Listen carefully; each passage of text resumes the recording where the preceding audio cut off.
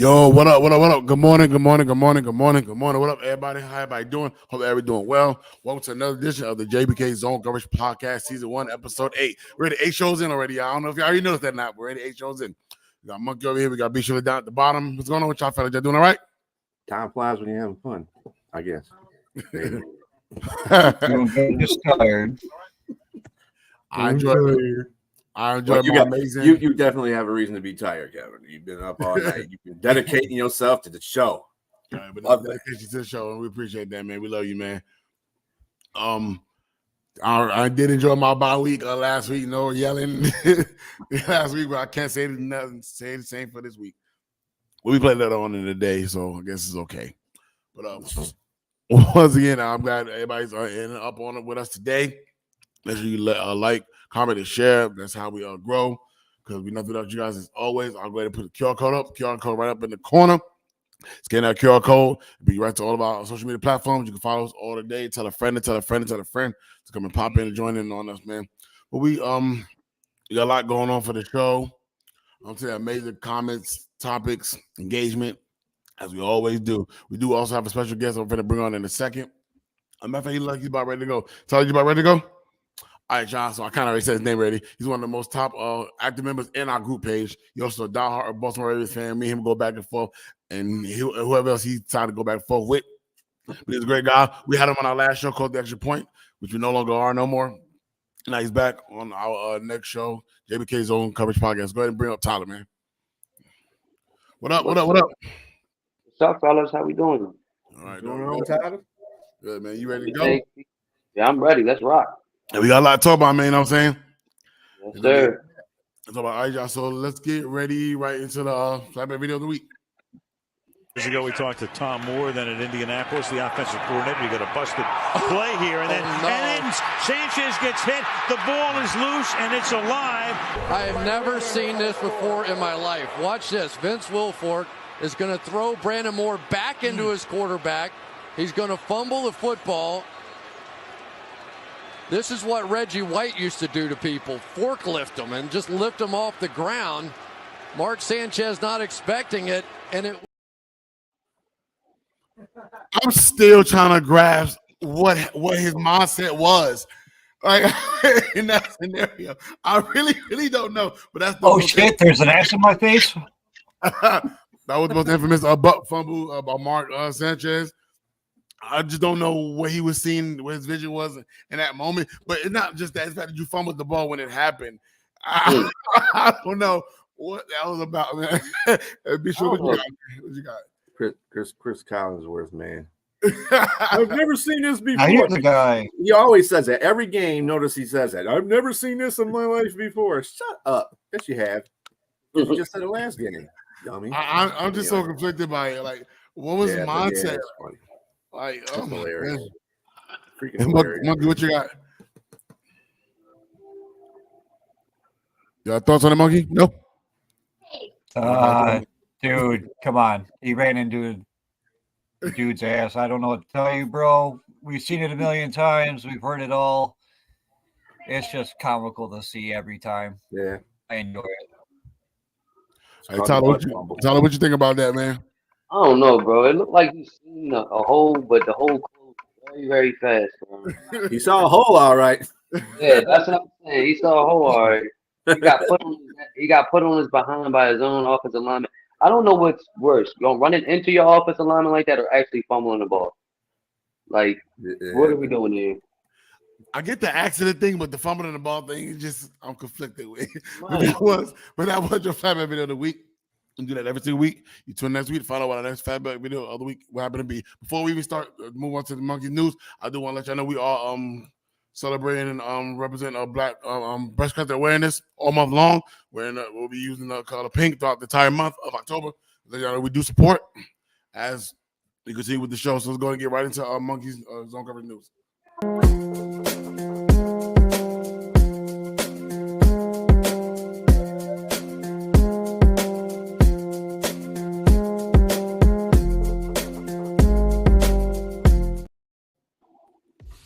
It's the return of the defense, as defenses have allowed a meager 5.2 yards per play.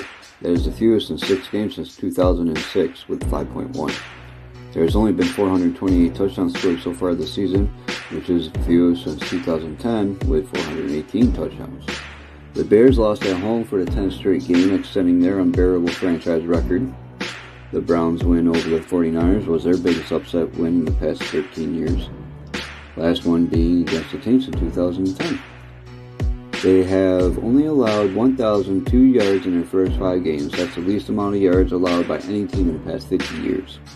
The Miami Dolphins are the first team since the 1964 Buffalo Bills to lead the league in both passing and rushing.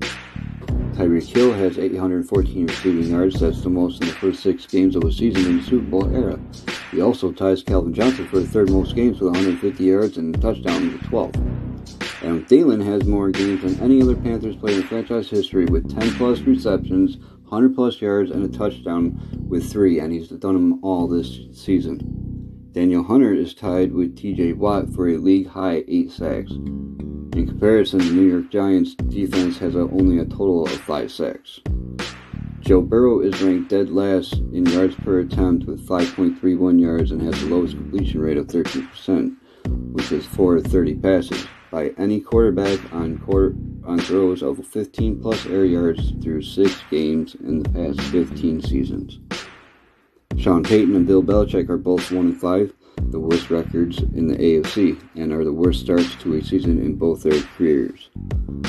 The Broncos have the worst scoring defense in the conference, and the Patriots have the worst scoring offense in the league. The New England Patriots are 1-5 for the first time since 1995, where they finished the season with a record of 6-10. All right, Monkey, appreciate you for that zone coverage news. That's sickening right there. That Bill Belichick, bro. I'm just, oh my God. I don't know. I really don't know. Got a whole bunch of good and bad in the AFC North, huh? You got the Cleveland. Yeah. Cleveland putting on a defensive show, ain't they? Yeah, they are. Yeah. Supposedly they are doing it. Boy, I tell you what, a difference a coach can make, man. They got basically the same players, but you get Jim Schwartz in there, boy. That dude he's got a good defensive mind. Yes, ain't a great head coach, but he's a good defensive coach. Right. Yeah, for sure. Are y'all ready to get right into these topics? Do it, y'all. Oh, yeah. We're going right to the Thursday night game recap of the Jaguars won 31-24. I ain't gonna lie, I missed the first quarter of the game. I was playing Call of Duty. It's my bad. I like Kyle Murray. I don't know. I was able to pay attention. The game looked kind of pedestrian in a way as far as the scoring was. I think ATN had 200 TDs, but that was like short yardage yards and within those 2 TDs. The Saints looked like they were struggling throughout the course of the game. Alvin Kamara did do justice for me as far as the fantasy-wise goes. He only gave me 30 points. He ran over the field. Taysom Hill wanted to get into the end zone. Derek Carr threw a crucial interception in that game as well. Thomas made some big plays, too. He was going to his first touchdown in the end zone this season. So, good to him. But it looked like the defense on both sides came to play. But it looked like the Jaguars showed they were the better team at the end. So, that's pretty much how the way I've seen it throughout the game. That's how I believe it. Boucher, what's your thoughts on this game? Well, ETN was doing ETN stuff. He was balling out. I think this New Orleans tried to show some life there in the second half, but it's Jacksonville with their I don't know what kind of defense they were playing. They were playing a more lax defense. I think they weren't playing zone. I mean prevent defense, but they weren't playing. They were just playing a real loose defense, and that's what made the Saints start playing in there. But Saints are not a good team. Derek Carr is not the answer for them at quarterback right now. I just don't. He's failing miserably. He's more veteran, but I wouldn't be surprised if they continue on this little slump that they got going on, or they continue to fall out of their division. That Jameis Winston gets put in. Be a possibility. Monkey, what you got? Derek Carr is just. I said it when the Saints got him. He's not the answer. Yeah. But as far as the Thursday night game goes, I could care less. It was the Saints and Jaguars. I caught maybe the highlights, and that was about it. So, but I picked the Jaguars to win that game. I figured they would. I have no faith in the Saints whatsoever. So, All right, Tyler, did you watch this game? What's your thoughts if you did? Well, I ain't really watched this game because I work in the evening. But just to piggyback on what everybody was saying, I do see Jameson Winston starting soon, and I also believe Derek Carr reminds me so much of Baker Mayfield. They kind of play the similar style ball. If you put the ball in his hands and make him throw 30 to 40 times, he's going to make mistakes. But if you incorporate like play action, bootlegs, keep it simple for him, he can win you a game. He can manage a game. But his problem is he thinks too much. He tries to force the ball in there like he's Dan Marino or somebody when he's not. So, like everybody else said, the Saints, they're just a hot mess right now. And until they figure out their quarterback situation, their losing streak will continue. And this is the team that should be running this division right now. Like that really should be right now. It should be. What you call it? Cover really had a quiet night that game too. He really didn't do much in that game as well. Then they had 1 reception, 5 yards the entire game. So the guy kept him pedestrian the entire game. But yeah, man, it's the team that should be running the throw right now. But everybody that's now tuning in, we do appreciate y'all joining in the Jbk Zone Coverage podcast. We ask you guys to like, share, engage with us, comment. Got a question for us? We actually answer your questions at the appropriate time, the appropriate manner. Brandon said he's on the way to M&T Bank Stadium. All right, probably have him and Solomon later on in the show. Mm-hmm. So beware, look out for that. See that happening for us, man. But like I said, welcome to the show, y'all. Like I said, comment and engage with us, man. That's how we go. Let's tell a friend, tell a friend, tell a friend. It's gonna pop in on us. All right, let's get right into Monkeys trivia. Number 1. Oh shit! Right. Josh Allen's first touchdown of the night was his 150th career touchdown. Only 4 players in NFL history have hit 150 faster than Josh Allen. Who were they? 150 touchdowns. Patrick Mahomes. Patrick Mahomes is one of them. Tom Brady. Nope. Pay Manny. No. All right. Matthew Stafford. Drew Brees. Drew Brees could be a good one. Damn. Is Ben Roethlisberger one? Nope. I'm lost. Shit. 150 fast. Are they active?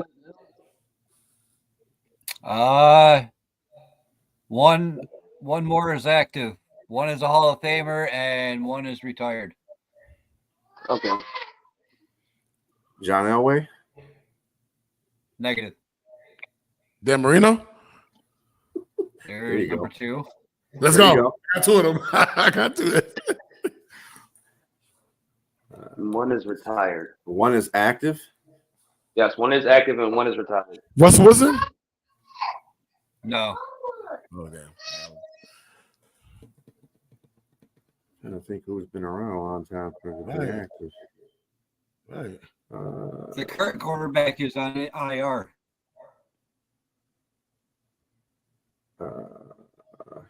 Current quarterback is on IR, huh? Yeah.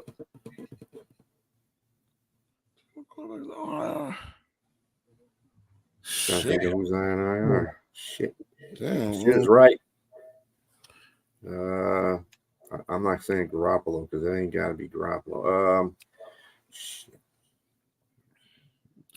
Damn. I do apologize for that, fellas. Can you re-say the question one more time because I'm a little. Did you say the fastest to 150? Yeah, faster than 150 TDs. Yeah. As this speaking in age or games played? Games played. Okay.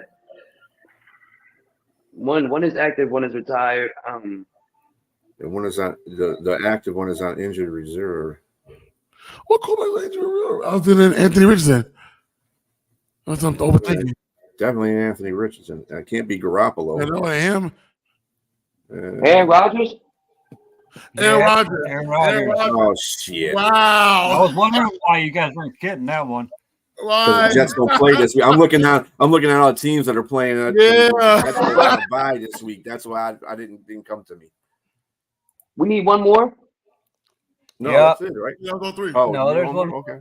One more? Oh. Yeah.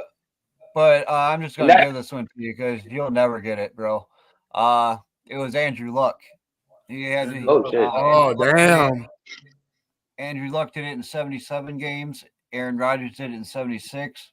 Patrick Mahomes did it in 63. And Dan Marino did it in 62. All righty. All right. I'll take that. Everybody. All right, good job, everybody. All right, y'all get to our very, very first topic of the day. This is a team I feel like nobody really talking about as much. For my sake, so I decided to bring it out on the show. All right, y'all. How much of a threat are the Detroit Lions in the NFC? I'm gonna start it with be sure to kick it off. I mean, as long as everybody stays relatively healthy and Dan Campbell, continues to coach well like that, and a team believes they can win the NFC. I mean, it's San Francisco and Philadelphia are still up in the air. I might even throw Dallas into that situation. Those are teams that are that are just equally as well. They got good players on all those teams, so they're a threat. Obviously, they're 5-1. The other two teams that I mentioned are 5-1. So, and Dallas is 4-2. So anybody can win that conference. But they're a threat. They keep playing well. Like I said, today is going to be a showcase game for them. If they manage to beat the Ravens, then I'll have a little bit more faith in them. But All right, Tyler. No, Man, I don't mean to toot my own horn or nothing, but when we were on the other show, I said this last year. The Detroit Lions are going to be a problem, and I said it last season, and they are this season, bro. Dan Campbell said something, and it really dawned on me when he said, "We know who doesn't like us. We seen it last year, and the mantra that he has and how he has his guys playing, bro." It's just hard, physical, smart football. If you watched last season, the only reason why they were losing because they were making mistakes crucial. But this year they cleaned that up. Jared Goff is the key to this offense, and he's playing lights out. He's not turning the ball over. He's delivering good footballs for his receivers to catch, and they have an amazing young core. You're talking about Amon St. Brown, I think that's his name. Jamison, is it Williamson? Yeah. Jamison Williamson, and then the new tight end Laporta. He's going to be a dog. You're talking about a young, good team, and you got a heck of a running game. So, yes, I think they can beat anybody. It all depends on the matchup. San Fran's going to be front seven, front heavy, physical defense. So is the Eagles. But I do believe when that time comes, depending on where we're at, if it's at Philly, if it's at San Fran, whatever the case may be, or if it's in Detroit, you got to put all those aspects in. So, yes, they're 5-1. They're the real deal. And if they manage to come in and beat us, bro, like, you got to give respect, dude. You can't just sit here and say, oh, no, it's early in the season. No, it's 6 weeks in, and they're playing a hell of a football game. yeah. As for me, I absolutely think they're a threat. To pick up what Tyler was saying, man, this guy, this is the coach. This is the team that believe in this coach, man. They believe in this coach so much in the formula that he's growing. Every single year, these Detroit Lions be getting better and better and better. But now they're sitting at the top of the league, owning the tiebreaker. And right now, they got all of this young talent. Josh Windor's another guy I feel like is underrated on that team too. That's a baller as well. Aiden Hutchinson's on fire, man. This might actually be in the defensive player of the year conversation. The corners are amazing. The safeties are amazing. Is Brian Branch back yet? Yeah, he's playing today. He's playing great fundamental football, great fundamentally sound football. I say, yeah, you're going to talk about the Eagles, you're going to talk about the 49ers, but this Detroit Lions team is a team that walked in the Arrowhead Stadium week 1 and won. Right, and everybody's gonna go lose, even myself. I was like, "There's no way they're doing it," but they did it. And ever since they're on the road. Now, they did lose one game, but Jared Goff playing amazing. This walk-off golf, this is my guy. I've been saying this forever. Giving him that nickname, I stick with it. And I feel like as long as you don't do no turnovers, no costly mistakes, bad passes, I think they continue to keep excelling. I told B. Sure this the other day. If the Detroit Lions go inside Baltimore and win, you can't tell me nothing. This is the top team in the NFC if they do that.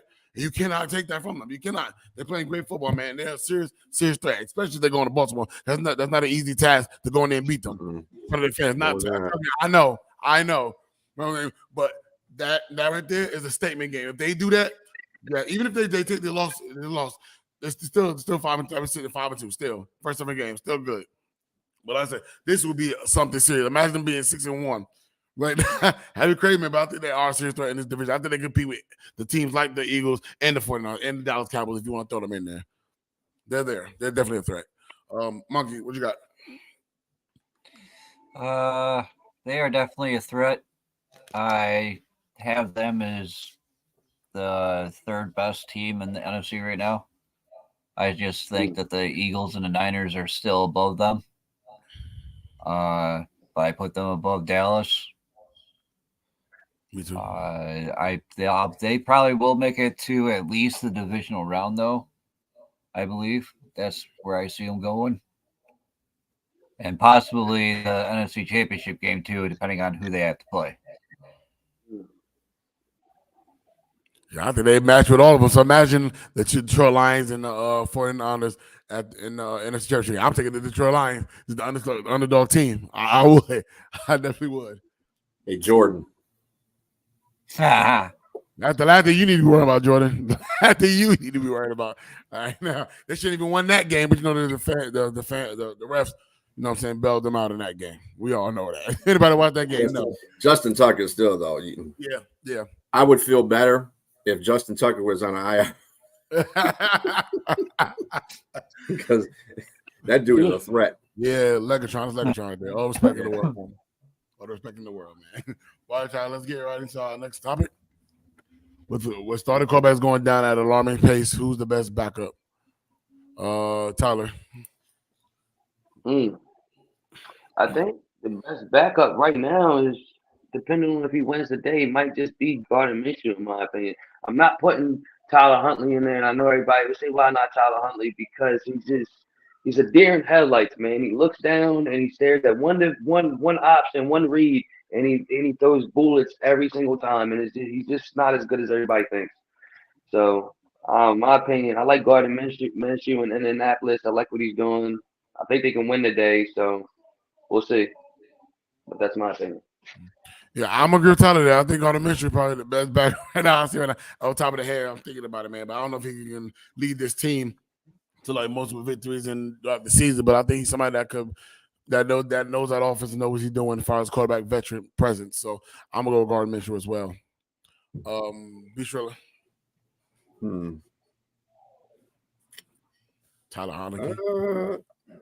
Everybody's forgetting about Josh Dobbs. Josh Dobbs is a backup. Yeah. Kyle Hunter is a start. I mean, the Call of Duty guy is the starter. That's what I'm calling him, Call of Duty guy. And he's a starter. He's slated to come back pretty soon too, actually. But Josh Dobbs been putting up some numbers, and he's been making Arizona pretty competitive. Everybody said they weren't going to be competitive, but he's been pretty competitive. They beat Dallas, so they've come close to beating. I mean, they kept it competitive with San Francisco for a minute. Yeah, San Francisco just said, stepped on their neck. But other than that, though, he's been pretty competitive for them. So I'm going with Josh Dobbs. All right, Monkey. I'm gonna have to agree with you two with the whole Gardner Minshew. He's been playing pretty damn well, and I just think he's done a better job than Dobbs has. All right, you got anything on the conversation? Yeah, don't get me wrong though. I like Dobbs too though, but I feel like if he had like maybe 2 or 3 more wins, I think it would be Dobbs all day long. But I think that when we talk about backups, we talk about, can we still win with these backups? And yeah, he's been making them competitive, and I can't blame everything on him. But we know where we're at when it comes to the face of the league. Quarterbacks are very important, and if you're not winning, you're losing. So, all right, Darren, I agree there, but yes, because if Kyler Murray come back, who's starting. It ain't gonna be Josh Dobbs. So yes. Mm-hmm. Yes, but I agree with your statement though. Your reason for why you feel that way, but yes, because Kyler Murray come back, he no longer the starter anymore. So yeah, mm-hmm. You just somebody to fill the void right now until Kyler Murray get back or whatever they decide to do with Kyler Murray. But I do like that take and why you feel that way. All right, let's go ahead and move on to our next topic. Speaking of Bill Belichick, is it time for the Patriots to move on from Bill Belichick? Now I ain't gonna lie, I won't lie to you guys. I'm still a huge fan of Bill Belichick for his greatness. You know what I'm saying? You did have Tom Brady, man. You still can't deny the fact that he is a great coach, one of the greatest coaches in NFL history. If you look at his track record with Tom Brady. Now, but since Tom Brady has moved on. He's not looking like that coach. I know to be even coming from a defensive mindset background. But I think it is time to move on from him, man. The guy looks bad, man. They put up terrible numbers. They're losing, having losing records like crazy now. They're not even a threat in their division anymore. They've been a threat for 20 plus years with Tom Brady, and now that's dead now. And ever since then, I'll give Belichick a chance to try to see if he can get himself back at it. He did make the playoffs post Tom Brady, but didn't go nowhere after that. And then after the last 2 years, it's been pedestrian. And nothing going on. The team looked bad. The quarterback looked bad. And I had high hopes for Mac Jones, but it's terrible. I can do the right, do. I guess I'm saying it ain't good. Terrible. She was look bad. Horrible. Quarterback look bad. I think on the good side of them is that defense. The front seven is really, really good. Matt Judon setting the tone there.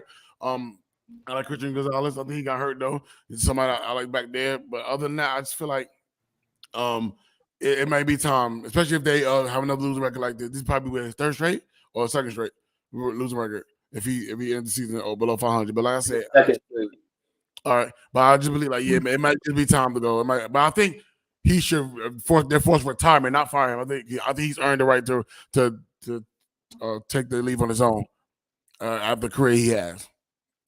So I'm gonna leave it at that. But yes, I do agree. Be sure. Well, just came in through the news desk that he can sign an extension over the summertime, so he's staying for 3 years. 3 more years. 3 more years of BB. 3 more losing seasons. I'm sure you don't mind. Then he'll retire. Nope. He'll either retire or quit. I am not staying in this punk ass place. Yeah, because now you've been exposed. Yeah. Monkey. I would definitely say it's time to move on. I mean, he's proven that he can't do nothing without Tom Brady. And, Brandon says that Belichick writes his own ticket, #6 rings. But he can thank Tom Brady for all 6 of them rings. Well, that and the defense he had. Mm-hmm. But I think Belichick is past due. I think it's time for him to leave before it starts looking bad onto his, legacy. Because the last thing you want to do is end your career with 3 or 4 seasons of losing records that were your worst statistically. I mean, he's already doing statistically bad, as you saw in my news. Yeah. So I've been reporting about it for the past few weeks too. On top of it, there's a lot of things that he's doing the Patriots are doing all together that is not going well whatsoever. And it's all reflecting back on Bill Belichick. Whether he deserves it or not, it still gets reflected back to him because everyone is still up on that. Oh, it must have been Tom Brady and not Belichick because Brady was able to win a Super Bowl and Belichick can't get past the wild card round after losing in a historic fashion to the Bills. Bills is just a much better team, though. Come on now. But it's time to move on, bro. Let's be honest about the whole situation. I think we all agree is just that he's one of those coaches, and I'm not going to be ignorant and say that football has surpassed the type of football that we're in, because I do understand that he has many holes. Not on the defense, he's a great defensive mind. Even when he was at Cleveland, he's always been a great defensive mind. Even when he was at New York, he's always been a great defensive-minded coach. I'll give him that. Like, his defense will always be top 10. You know what I'm saying? They always play great football.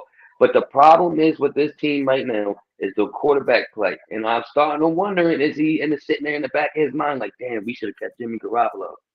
Like, we really should have kept Jimmy. Because what you got now is not the answer. I'm almost suggesting him throw Cunningham out there to even give the offense some type of spark.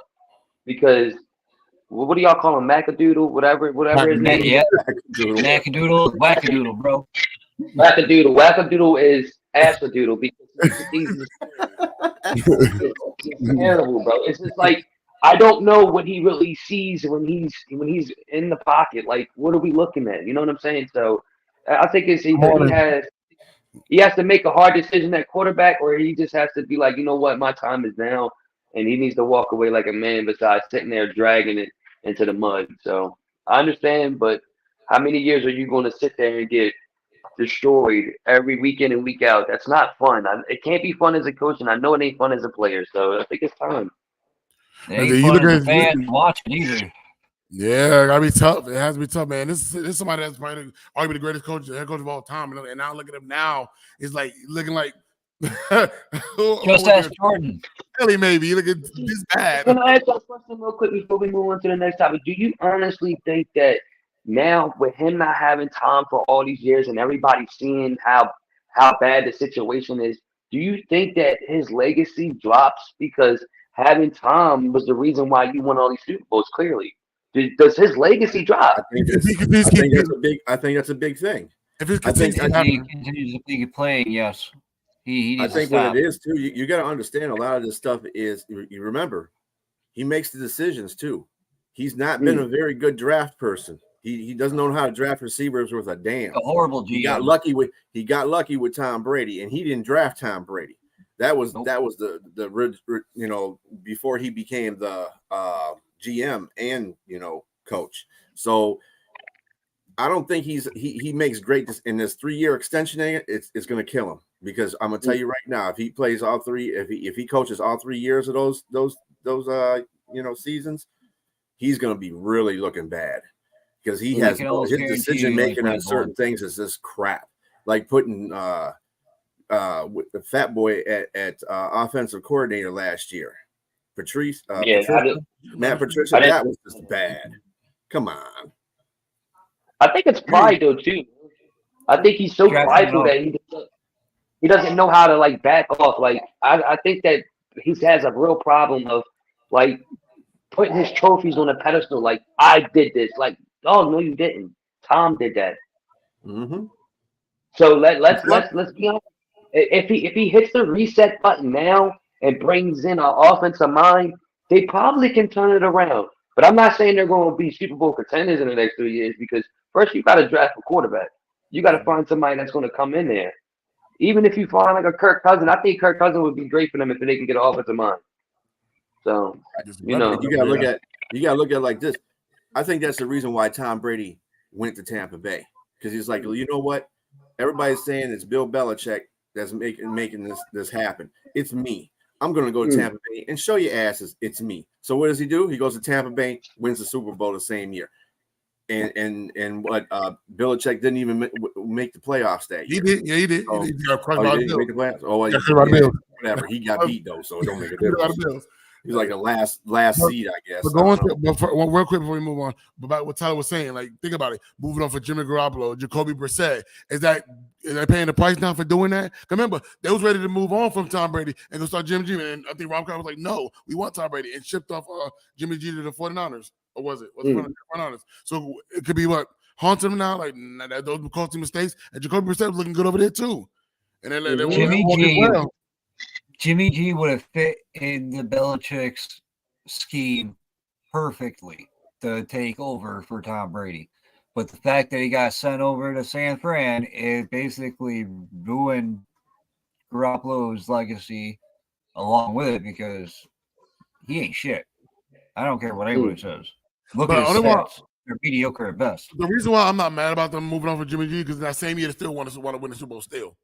That same year they moved. So, but at the same time, now that it's all said and done, damn, you could have had a young talented quarterback and Jimmy G, and you let him go for one more ring before you decided to move on to the Bucs. That's why I really believe what can hurt, and I like Malik Cunningham not as a full-time permanent solution starter, but I do know that if you watch Malik Cunningham, he is very explosive. He can run the ball. He has good arm talent. Does he need to work on his accuracy? Yes. But seeing him during preseason, I'm like, he might just be a better option than McAdoodle. Like, what can hurt? What are they, 1-5 or 0-6? That's what I'm saying. That's what I'm saying about. That's what I'm saying about his coaching decisions. You want to see what you have in a young talent like Malik, and you're 1-5, and your stubbornness is allowing you to continue to play the same quarterback that's not getting you results. And you're sticking with that. Those are bad coaching decisions. You cannot do that. If you're a good coach in the league, you will learn to adapt and overcome. That's the reason why Reed is such a good coach, because he adapts and overcomes. He He can have Randall Cunningham, Patrick Mahomes. It doesn't make a difference. He's going to win games for you because he knows how to coach that way. He adapts. Bill Belichick don't know how to adapt. It's either his way or the highway, and that's the problem. That's the problem for the New England way is bad. That's the reason why no New England coaches work out in the NFL. The Baker way don't work. Other than that, everybody else sucks. Yeah, and Josh. Yeah, Childress is not working in Las Vegas, to tell you the truth. Right. So I mean, it's just bad. He's just a bad coach. He's a hot topic, coach, but not a great head coach.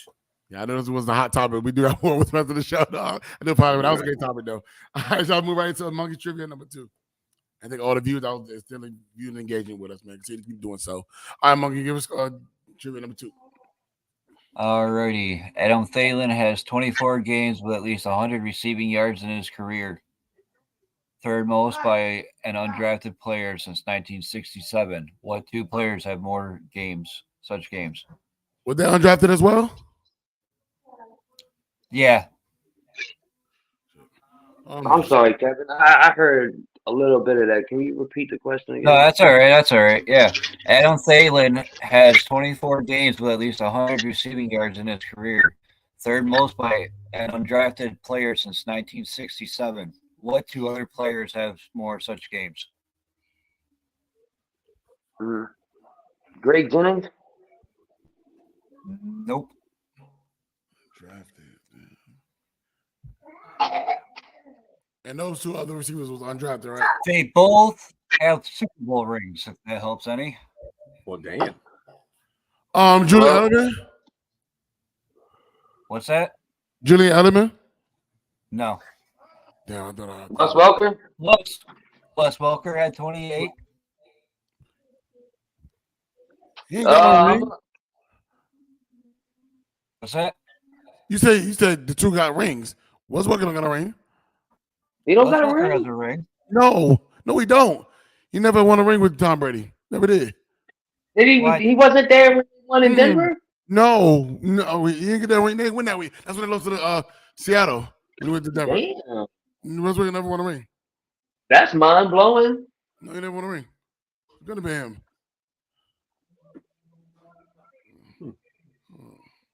Yeah, they went and lost to Seattle. They got blown out by Seattle.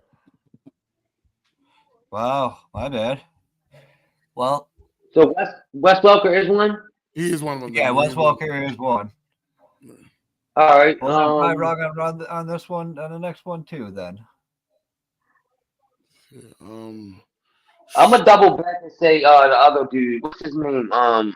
Amendola. Demi Amendola? Yes. No. This guy played for the Broncos. Oh, with John Elway. McCaffrey. No. Damn. Played with John Elway. Oh my God. Yeah, He's sharp. Is he sharp? Rod Smith. No, Rod Smith. Rod Smith had 30. Rod Smith. Oh man. Okay. Damn. 1 second. Right. Yeah, he gave us that one. Oh yeah, he did. Oh man, that was crazy. All right. I thought Rod Smith was drafted, but right. Yeah, that's the whole thing. Sweet. Oh damn. Oh, there we go. All right, we're gonna move with the next topic of the show. All right, y'all. Which head coach should be fired? Right. Oh, Wes Welker. Yeah. Which head coach should be fired right now? Brian Daboll, Sean Payton, Frank Ritchie, or others? Be sure. Well, none of these coaches are going to get fired because Sean Payton's in his first year. Frank Reich's in his first year. Brian Daboll's in his second year. He's got to build on that. So usually after three seasons, I would probably fire one of them. But Brian Daboll will probably be closest to being fired right now. After he had such a successful season in his first season, and now it's downhill from that point. Yeah, I would think that he would be the one out of those 3. The other coach I think that should be fired is Staley, actually. Oh yeah, Brian Staley. Brian Staley's a good one. Yeah, he's them poor Charger fans, man. I know they mad as hell. Like he does too many irregular things as a coach, and it causes problems with them winning games. So I'm not to say Staley would it be the other. All right. Fast for me, I got a couple, but I think Brian Dable's probably the close out there. I'm pretty sure they're going from the great year last year, head coach of the year, winning the playoff game, and now this year is looking exposed. All right, now it just looks real bad. Josh McDaniels, another I think should be fired too. Should have been gone. Be still there. Another guy. Frank Richard, I think is another guy for Carolina needs to go to. I think he don't know what he's doing there at all. I don't know why they drafted. I mean, it's draft time. He should have kept the other guy from last year, but decided to bring Frank Richard in. He played with the coach. He's the head coach at the time.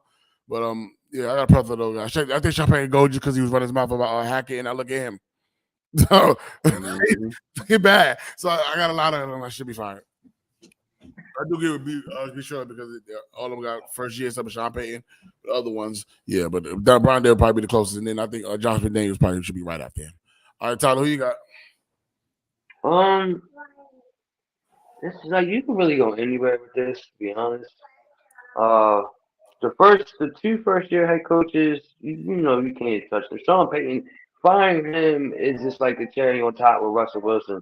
It would be so horrible to watch you sit there and not blow on Russell Wilson, but also blow on Sean Payton. So Sean Payton's good. Who's the other first year head coach that we mentioned? Frank Wright. Frank Wright. I like what he's doing. I like what he's doing over there. I think that he just needs more pieces to his team. Bryce Young is very young, and he still needs to mature. I do think that he could be a starting caliber quarterback. He just needs time. Brian Dable, he's another situation. Do you sit there and you want to continue to play Daniel Jones $40 million? I would not pay him $40 million. Absolutely not. His play has been horrible. Daniel Jones is looking like a backup quarterback lately, and Tyrod Taylor is actually looking like a starter. Mm-hmm. So, and that's a situation that if I was Brian Dable, after what I just seen, then go be very competitive with a Bills team that is very stacked on both sides of the ball, and arguably he should have got a call on that fourth down, but didn't. But they were very competitive and they were in position to win. That's what matters to me. Like you're in position, you have a chance to win with Tyrod. The prior weeks you were getting torched. The only good game that you had was against Arizona when you came back in the second half. Yeah. So I think that has to be a part of his decisions. Like, and if he plans on sticking with Tyrod, that's what I would do. I think that makes him a good coach, and I think that he's fine. But I think that you hit it on the nose. Stanley is on the hot seat. He has to be. You have all that talent, and you're making bonehead decisions. It's like when Harbaugh goes for it on fourth down all the time. It blows my mind. Like, you got the best kick in the world. Kick the field goal. And he does the same exact thing. 4th and 1. Punt the ball, bro. You're on your 20-yard line. You just gave them an easy tutty. Punt the ball. This is not college. This is the NFL. You make mistakes, you pay for them. Yep. So I agree with Brian 100%. All right, Monkey. Well, I would say get rid of Sean Payton, but like y'all said, you know, you can't. One, it's his first year there. 2, you gave up too much for him. You're kind of stuck with his ass. Frank Reich, first year. I don't believe calling for his head is going to do you any good. You already had, a dumpster fire of a team as it was. So you can't really blame him too much for that. You give him a couple of years, if he doesn't improve, yeah, I get it. But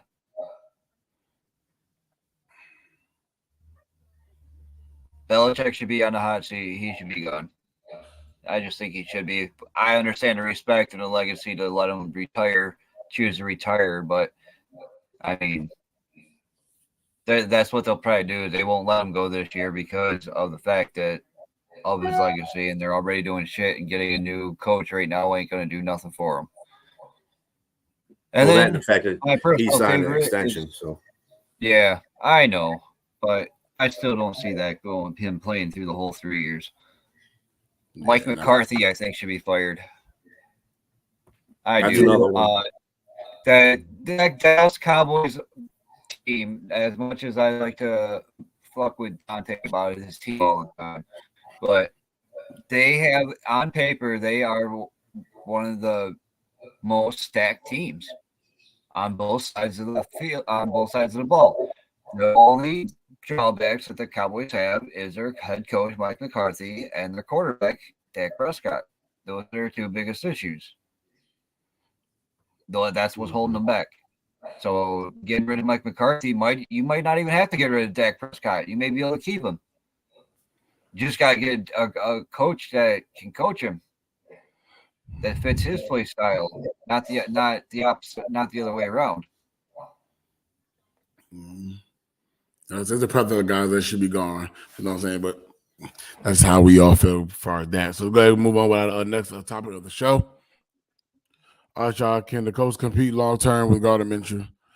Be sure. I mean, they have no choice. They have to now.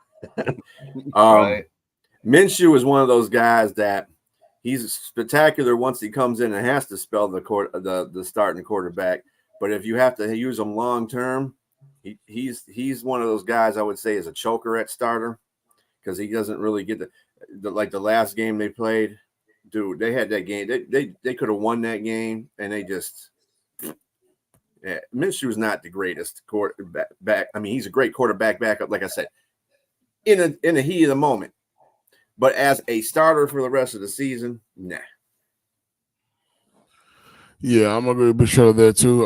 Yeah, I don't think long term, nah. I think he's just filling the void because he has no choice now because Andy Richardson is down.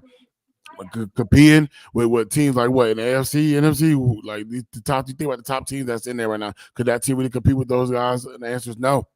Right now, but I think he gets high at the moment. But then when it's time to like move on, like you the full time, like let's say Anthony Richards was in this game, he got hurt. I think he'll be on fire and finish that game. But starting the entire game, he's just not that guy. If that makes sense. So the answer is no for me when I look at it from that way. Monkey.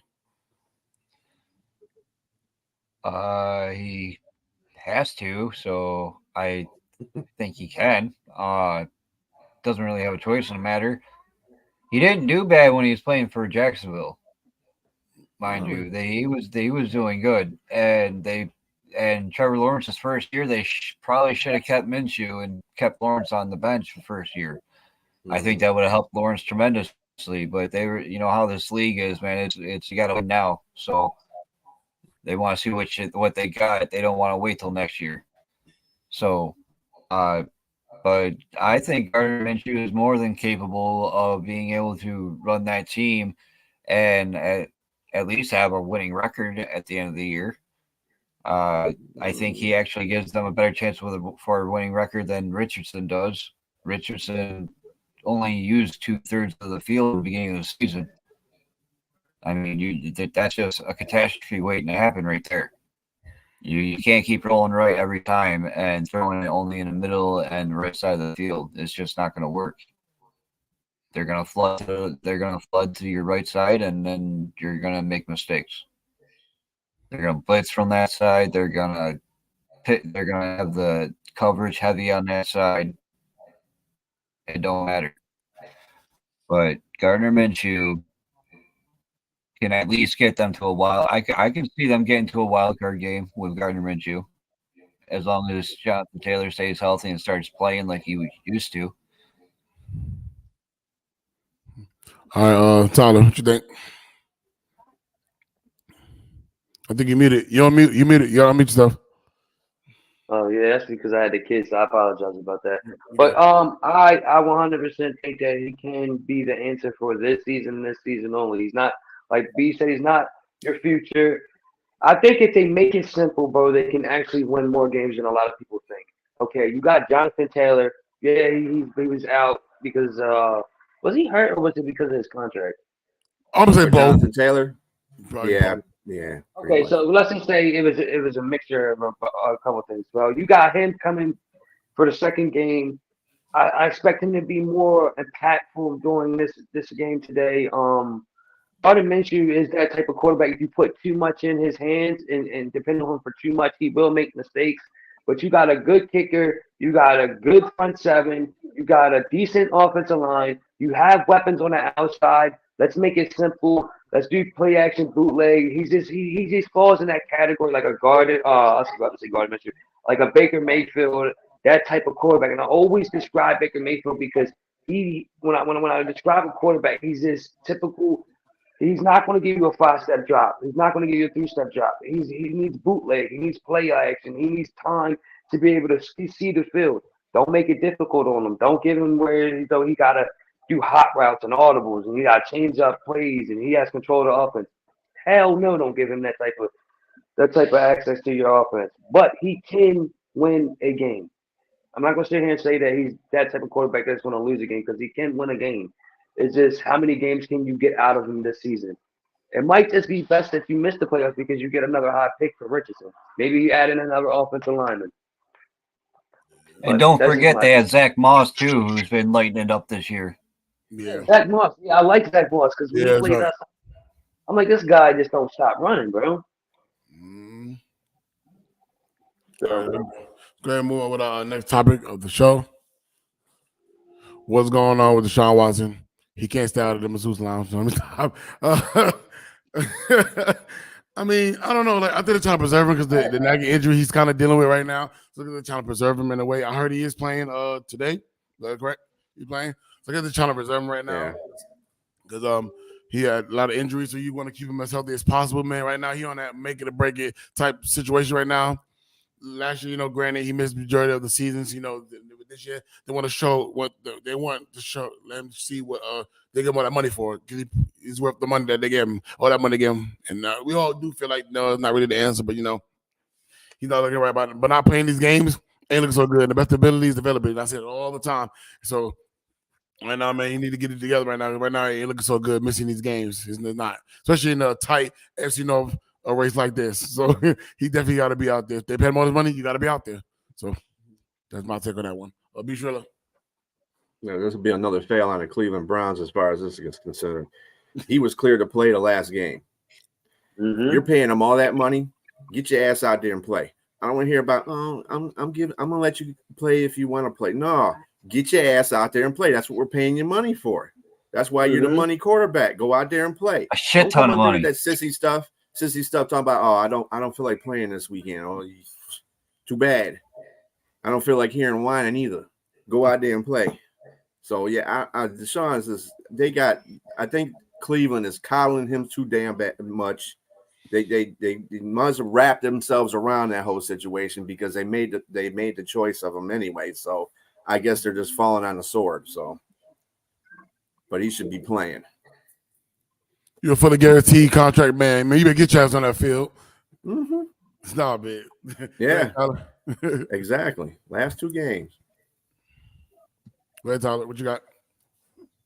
I'm trying to think. That's why Steven Biscotti and many other owners were mad at that deal, dude, because they looked at it like, all right, we got a guy that's been out of the league for 2 years. Then you give him a fully maxed deal, which sends my quarterback up a roof. And he's like, ain't no way, man. If he's getting that, I want that. But we all know how that worked out. Lamar got paid, but when you give a guy that type of contract, he has to guarantee that he's going to put his body through whatever it takes.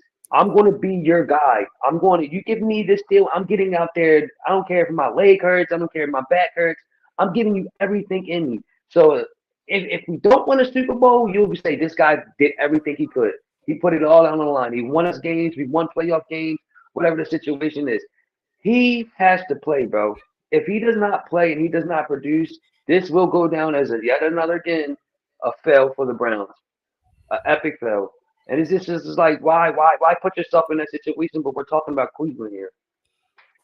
But Darren, though, they're paying him though. It's not even that. The doctors cleared him. That's the whole point. When doctors clear you to play, and doctors are much more reluctant to clear players now because they will get sued or get fired from their position if they make a wrong decision like that.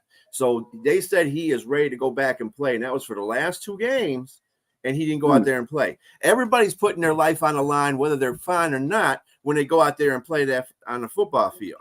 Okay, they get paid for that. That's what they get paid. Look at DeMar Hamlin.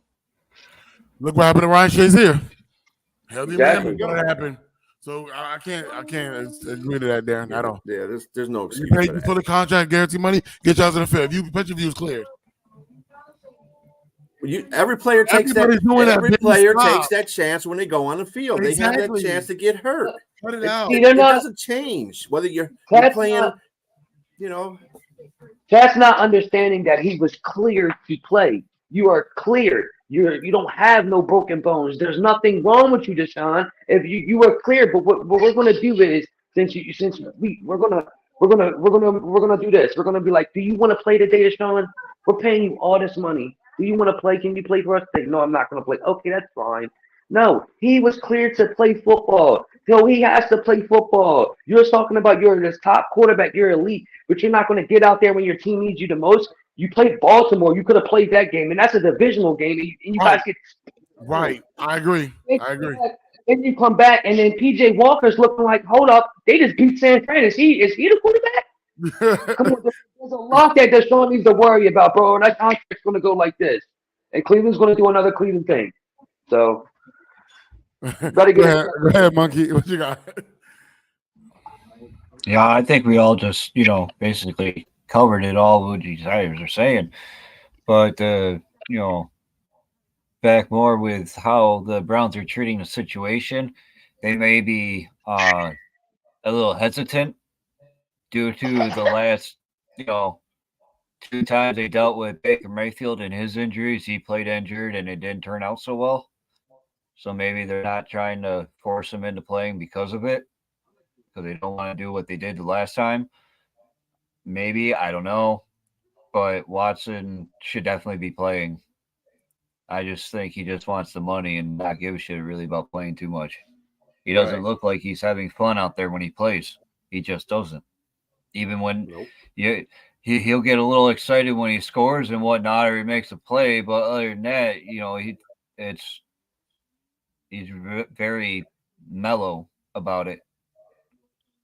So what y'all Cleveland Brown fans saying and not Cleveland Brown fans saying, oh, we paid him all his money, he get to choose when he wants to play or not. We get fully guaranteed to choose when he wants to play, when he's not want to play.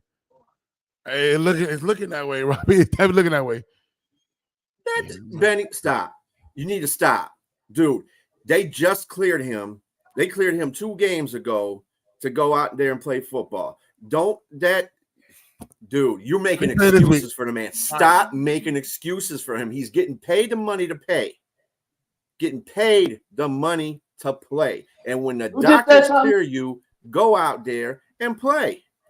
Don't sit out there and really go and play. No, dude. So let me ask you a question, Benny. Money.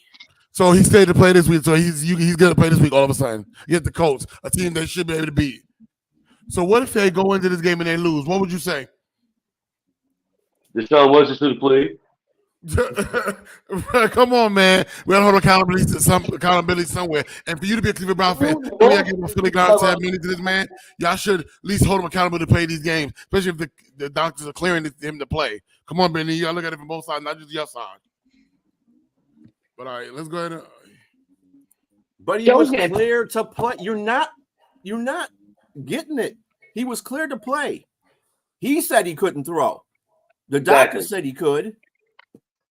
He can throw this week, though. So what you go by. So what's going on with Deshaun Watson is the fact that Walker is out playing and outshining Deshaun Watson right now. Right. There we go. Hey, so you're basically saying he's clear to throw this week, right? So if we throw terribly today. Now we're fucking idiots because you don't know your own damn quarterback. Now you're the last one. So why everybody be an idiot? You're the last one. Might need to check yourself because you're the biggest idiot in this group page. Cut it out. Cut it out. Right. Cut it out. Yeah, you know what's going on right now is that and I'm not trying to pick on nobody because I don't believe in that, and I know that's not what we're doing. We're just trying to explain something, and he's just being arrogant and ignorant to the subject. Your quarterback was cleared to play. Your quarterback can throw the ball. He said, "Ow, my arm hurts. I can't throw the ball." You had a doctor, a physician, somebody that studies the human anatomy, tells you, look, you can throw the ball. I'm watching you throw the ball. It's literally him deciding, I'm not about to play ball anymore. Hell no. I seen what Roquan Smith said. I'm not about to play against San Fran. I seen what they do to people. Right. I really believe that he was scared the last 2 weeks, and it's a load of BS that everybody wants to keep making excuses. Let's keep that same energy when it comes to any quarterback, especially when it comes to like guys like Lamar, whatever the case may be. we're quick to pinpoint certain things, but when it comes to certain players and certain teams and certain fans, they don't want to listen. You think I want to hear when my quarterback has a bad game or my quarterback does something? No, but the reality is he could have played. Get it out your head. He could have played. He did not. So that's why we're saying what we're saying. Hold on, leave that question right there. He said you know your body. He wasn't 100%. Can you tell me what quarterback right now is 100% right now? What quarterback is 100% right now? It's 7 weeks of football. What quarterback is 100%? No one's 100% right now. So what do you? I don't see another excuse. No, nobody's 100%. No one. Just because they're not showing up. Josh Allen got banged up. Right, just because they're not showing up on the injury We can report. talk about a lot of quarterbacks that got hurt and came back in the same game. Right. With worse injuries. Patrick Mahomes couldn't even fucking walk, basically. He was limping around in the Super Bowl. And won. What are you talking about? It's typical Brown stuff, typical Brown fans. No, you need to stop coddling Deshaun Watson. That's what you need to stop doing. But it's the same thing you do with Baker. It's the same thing you do with Baker. It's the same thing. You need to do some research on your own. It's not. We don't hate the guy. No one hates him. You know what, Benny? That's the problem with you. You put too much emotion into what you're doing. You don't put practicality. This you got nothing to do with the research. You're putting too much emotion into it. So whatever. Anyway. Come on, man. You just putting emotion. You really are putting emotion into this. You definitely putting emotion to it. Yeah, you definitely are. Every time somebody don't agree with you, you think somebody hate him. No one on this panel ever said they hated him. Right. No one said that. Hate Deshaun. We might ridicule him a couple of times for his massage thing, but other than that, he's not showing anybody. We don't hate him. We don't hate any football player. Not showing anybody that he's worth all that goddamn money. That's what the point is. He ain't working a full guaranteed contract, bro. Like you give this man a record contract, a record-breaking contract, and you got fans. And I respect everybody, but come on, Billy, yo, you really making all these excuses for somebody who hasn't played. All we said is that the doctors cleared him. He said he wasn't comfortable, and that's that. But when you get paid all that money, the comfortability goes out the window. Your job is to win a fucking game, and that's it. Excuse my language, but now I'm getting irritated with Benny. Your job is to win a game. You are the starting quarterback. You are a star. You are supposed to be elite quarterback. Go out there and do your fucking job.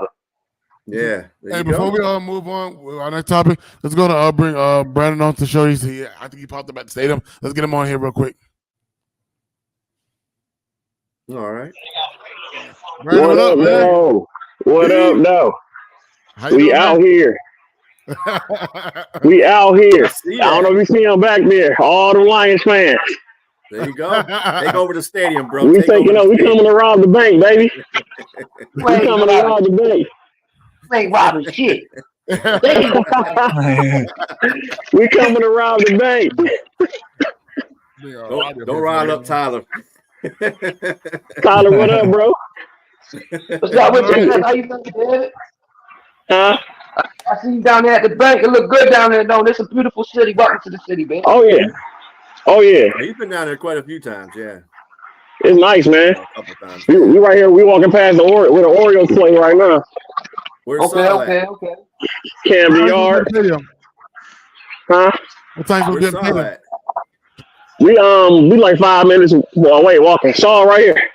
Shaw, what up, baby? What up, dog? What up, baby?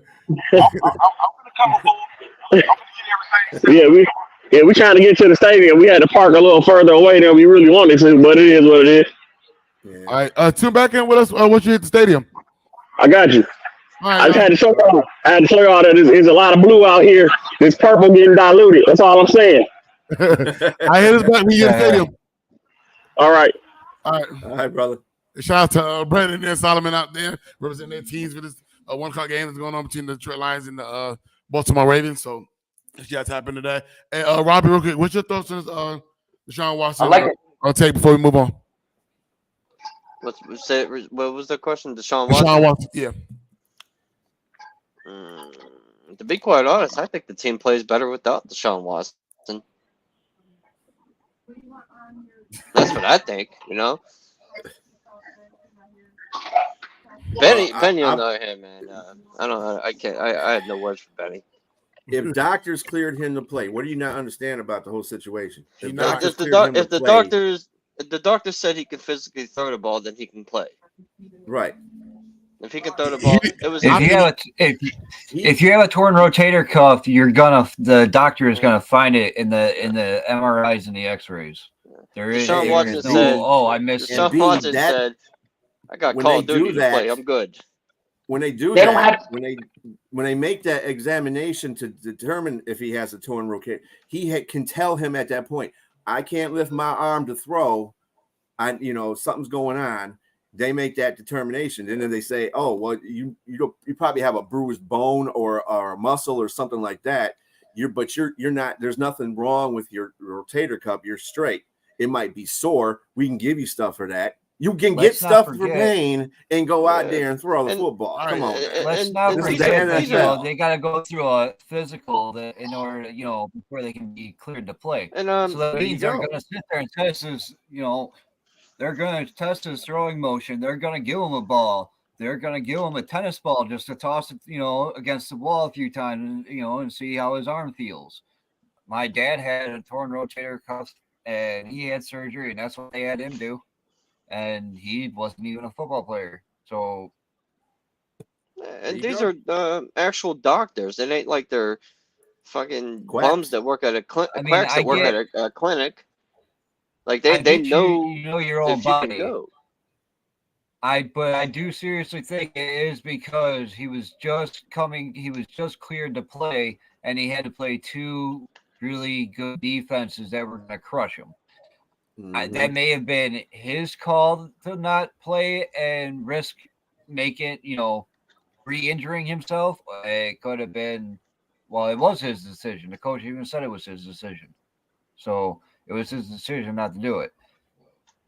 Can he make the decision? Sure. But I think the Browns should have stepped in and put their foot down. So what does that mean then? So if he plays above 500 team, I ain't going to play, but below 500, I'm going to play them? Right. Right. I think he stepped up. He played the Colts game though. Oh man, let's be real. He stepped up because he had a massage appointment with Bubbles. He said, "I got a massage appointment with Bubbles. I got to get to her. She's bad, bitch." All right, you're not making a case for yourself, Benny. He went out there and played ball. Yeah, so he got hurt some more. That's what you get paid to do. Unfortunately, that's the sad state of the NFL. You go out there and you get millions of dollars. You go out there and play. If you are good enough to play, Matt Stafford is a perfect case. Dude got his collarbone practically broken and dislocated in the game, went back in the game. You don't do stuff like that unless you want to play that game and finish it out. That's what starting quarterbacks, starting players in general do. They get better. Okay? They get better. They don't care if they can stand on 2 of their feet. They're going to go back in. You've seen this time and time again. When players go to the sideline and they tell the coach, "No, fuck that. I'm going back in. You can keep me in." If you watch, have to drag him off the field. When Patrick Mahomes first limped off the field, the coaches was telling him to get an MRI. He did not want to get off the field, but they made him go do it. What did he slam the helmet and scream F the F word and ran up and came back and limped his way to the Super Bowl? So what are you talking about, Benny? What are you talking about? Prime example. Patrick Mahomes was the prime example. To him, according to him, we think we just hate Deshaun Watson and the Cleveland Browns. Hates him. Who said that? No one. That's what Benny thinking in his mind. We don't agree with him. We hate him. We hate somebody. Yeah, we don't agree with them. We hate them. I hate Deshaun Watson as a person, but as a football player, I don't hate him. I don't like his off the field issues, but as a player, I can respect what he did in Houston, but I can't respect anything he's doing now. It's what have you done for me lately? It's not what you did a few years ago with some shitty ass team. I just want to know where he gets his massages at. I can't ordain any of that, Benny. I'm sorry. It just I don't know, man. The cards don't lie. No, I agree with you guys. The whole situation is weird. They shouldn't have came out the jump to say he's real injured, but I'm not risking him for a whole year. It's just too early, just for the early couple of games. Okay, so what was the reason for the shot thrown at the podcast and the emotional? Okay, all right. And let's move on. We do got a lot going on in the show. I don't know if before we get into the matter of fact, I'm good. Let's go to trivia number 3. Oh my God, let's move on. Okay. Thank you, Robbie. So Raheem Mostert has 11 touchdowns in the first 6 games. Only one player since the 1970 merger has scored more in the first 6 games of the season. Name that player. Shit. I thought I just saw that too. I did too, and I'm trying to think about it. I saw that. Oh, you so did, because I got it off the group page. Yeah. Oh man. I saw that too. Damn.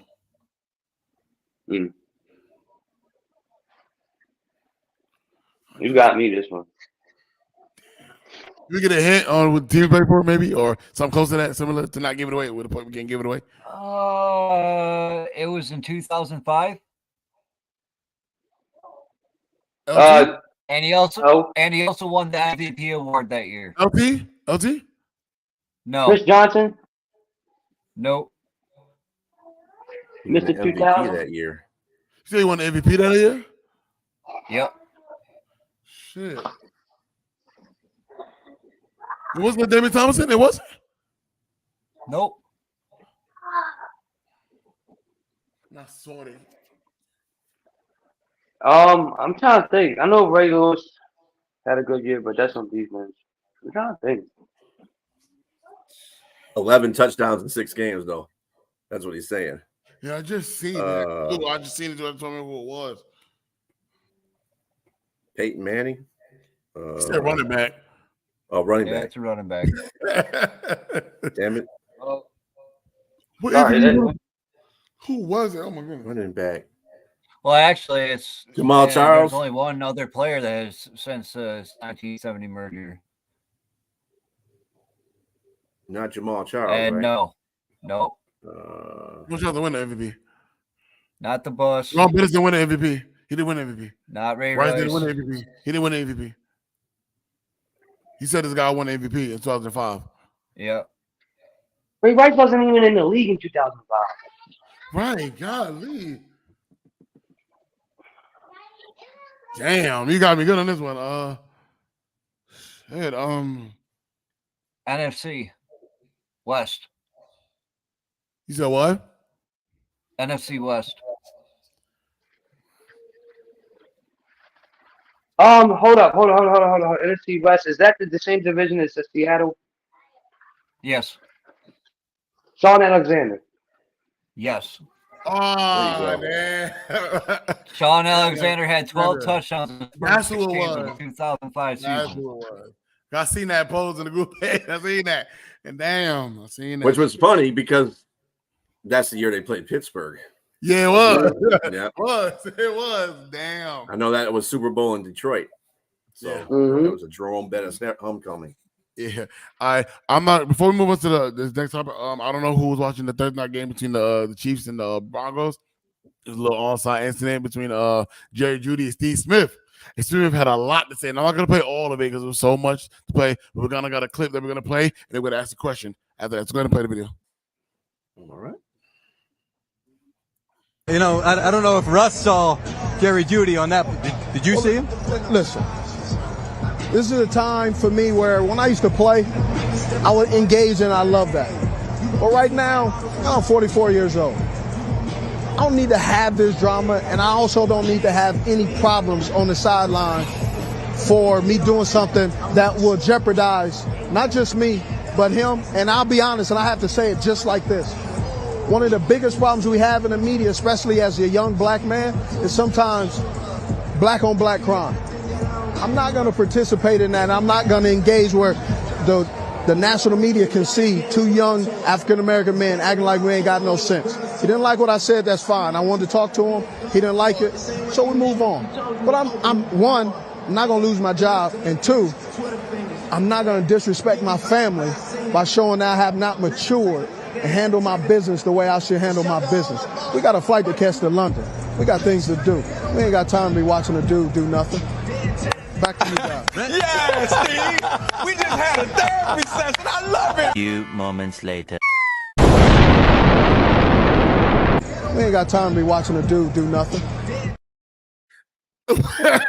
Well, Stephen A. Oh my God, Stephen Smith, was he right about Jerry Jeudy?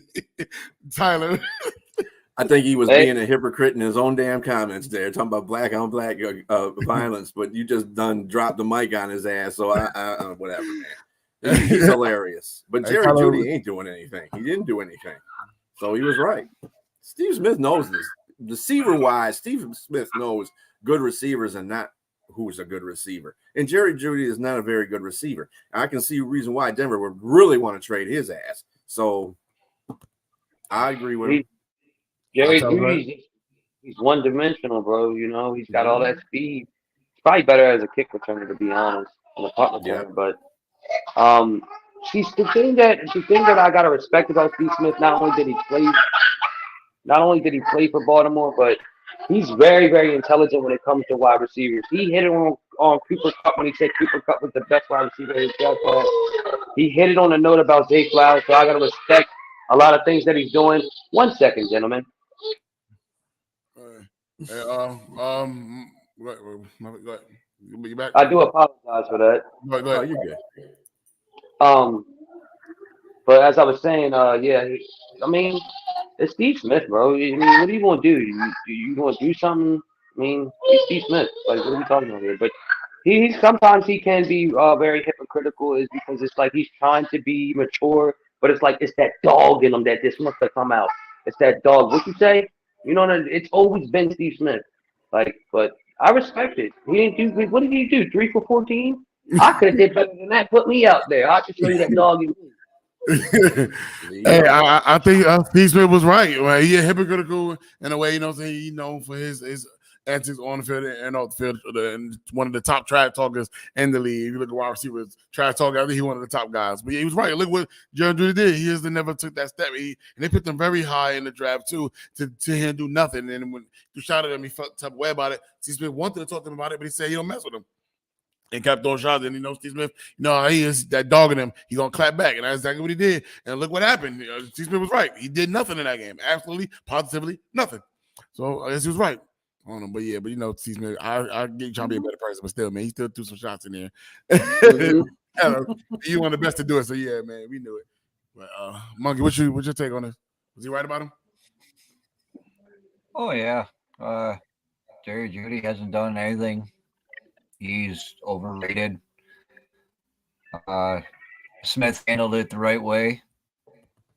I mean, like you said, he's not going to go off and do it in front of the camera and, make a spectacle for the media to go, overboard with and, disrespect his family doing all that. And I think he handled it the right way.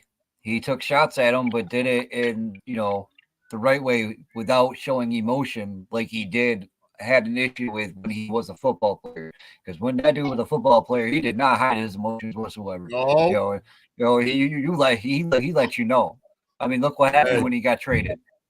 Yeah, that Baltimore Panthers game. Everybody remember that? Let's go cut my lawn. He was talking trash. Go back to Carolina. Yeah. My yard's cut. Right. I'll never forget that. Never forget that. They say he was too old. He was done. Yeah, all right. He showed Carolina. but yeah, man. But yeah. Yeah, he did choose some violence. He did. But with his words though, you know what I'm saying? Yeah, he's showing growth, man. He said it. He's not trying to lose a job, despite his family, ruin what he's trying to do as far as postseason of football career. So you got to give his hats off to that, man. But other than that, man, yeah, I just had to put that in. That was crazy, man. That was wild. All right, so let's go ahead and move on. Whose loss is more concerning, the Eagles or the 49ers? I don't think neither one of them is concerned. I think eventually it's gonna happen. I'd rather them lose early in the season than later in the season when it matters the most. So, in my opinion, for this type of situation here, but I mean, the 49ers they lost to the Browns and the Eagles they lost to who did they lose to? Damn, who did they lose to? The Eagles lost to the Jets. The Jets, yeah. Yeah, so I don't think it's concerned at all. Like I said, it was that one loss that eventually you're gonna take. Sometimes you go undefeated. They expect you to win every single week, and then you crash your burn. So I'd rather it happen earlier in the season than later in the season when it matters the most. So I don't think it's concerning at all. They'll adapt from it. And they'll continue being the dogs of teams that they are in the NFC. So I don't think neither one is concerning in my opinion. Monkey.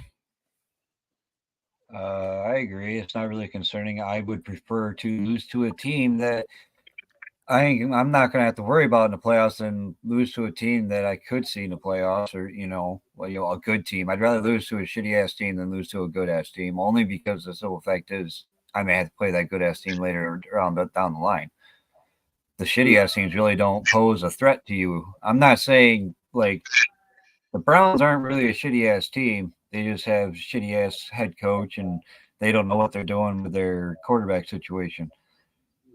You got the Niners or the Eagles who lost to the Jets, which I can't say nothing. The Bills lost to the Jets. That defense, when they are on point, they are on point. It's really tough to slow them down. And Zach Wilson is not a great quarterback by no means. He's mediocre. He's inconsistent, but every once in a while, every dog has his day. So he can game manage a game nicely if that defense keeps them sitting around.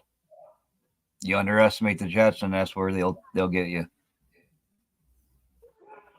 Tyler. All right, so and I'm gonna do a little something here. I want y'all guys to pay attention real quick. It is very concerning about the 49ers loss, and I'm gonna tell you why. It goes back to that playoff game, that championship game against the Eagles. And I was sitting there wondering if they had Brock Purdy healthy, could they beat the Eagles? And then I sat there and watched the Browns do something similar as the Eagles did when I know that Brock Purdy wasn't in that NFC Championship game. But the fact of the matter is that they put pressure on him. And when they put pressure on him, he did not play good.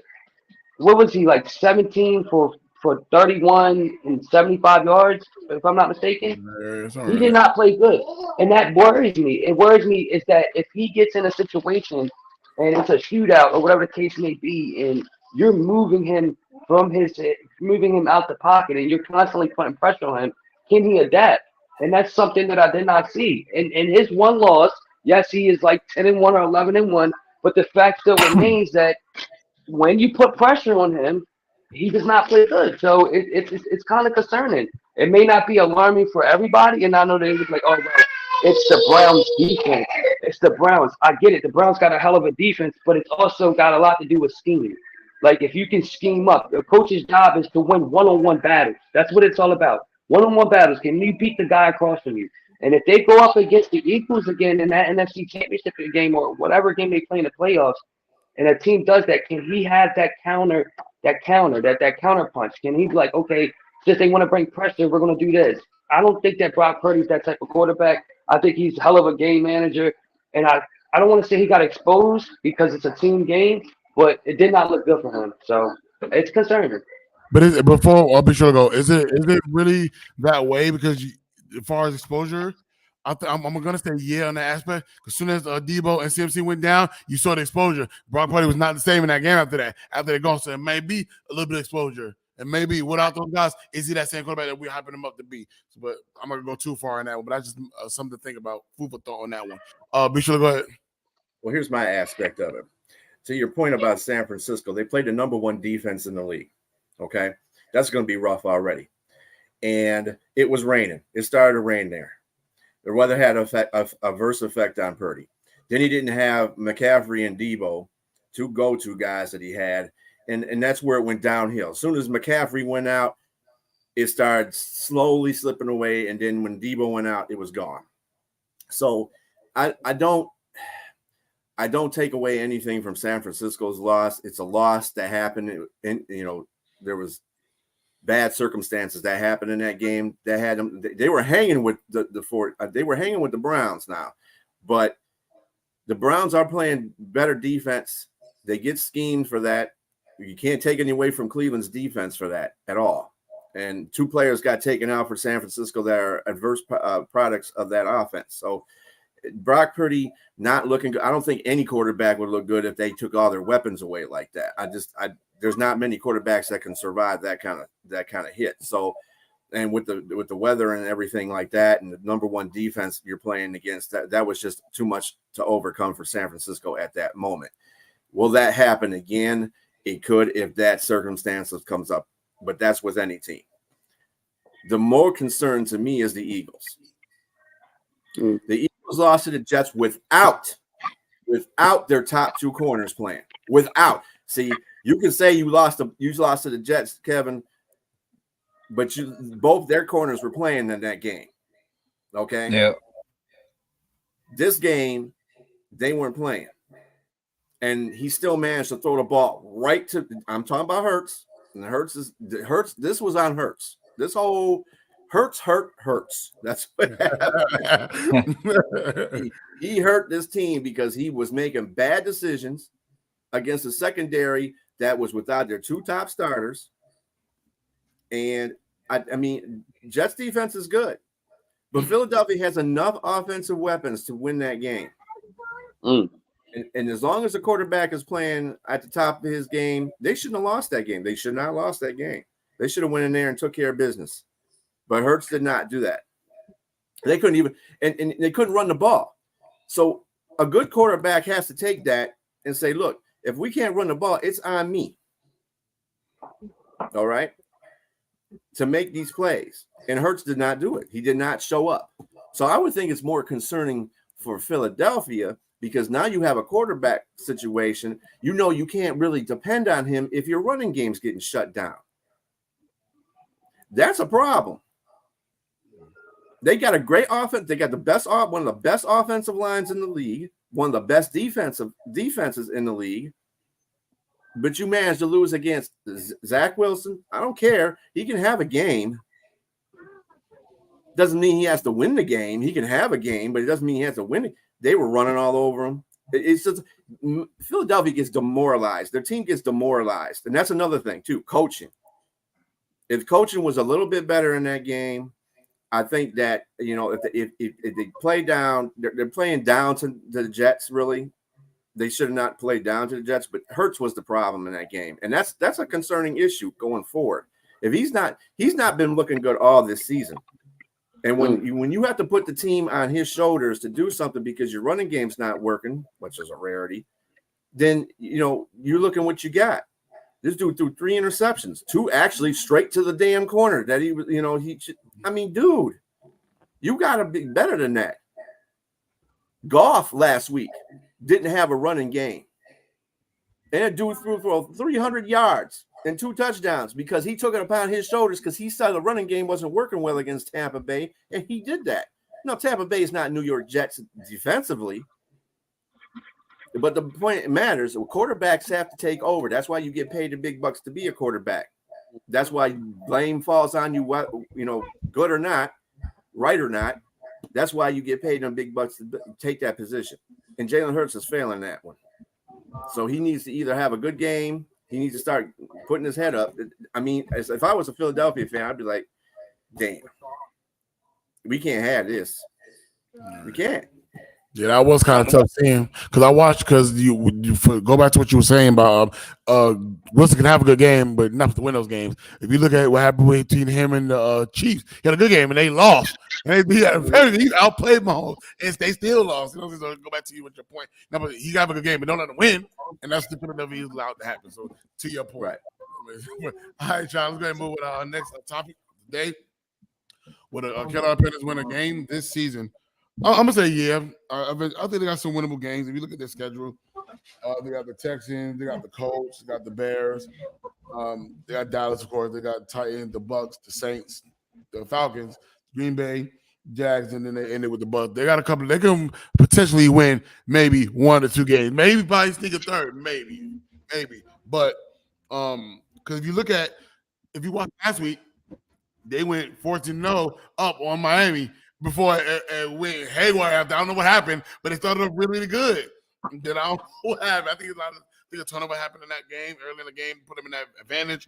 And then after that, they just started getting exposed to that. And as you know, the Miami Dolphins do what the Miami Dolphins decide to do. But I think looking at their schedule, they can potentially win probably max of 2 or 3 games. But I think they will definitely win a game.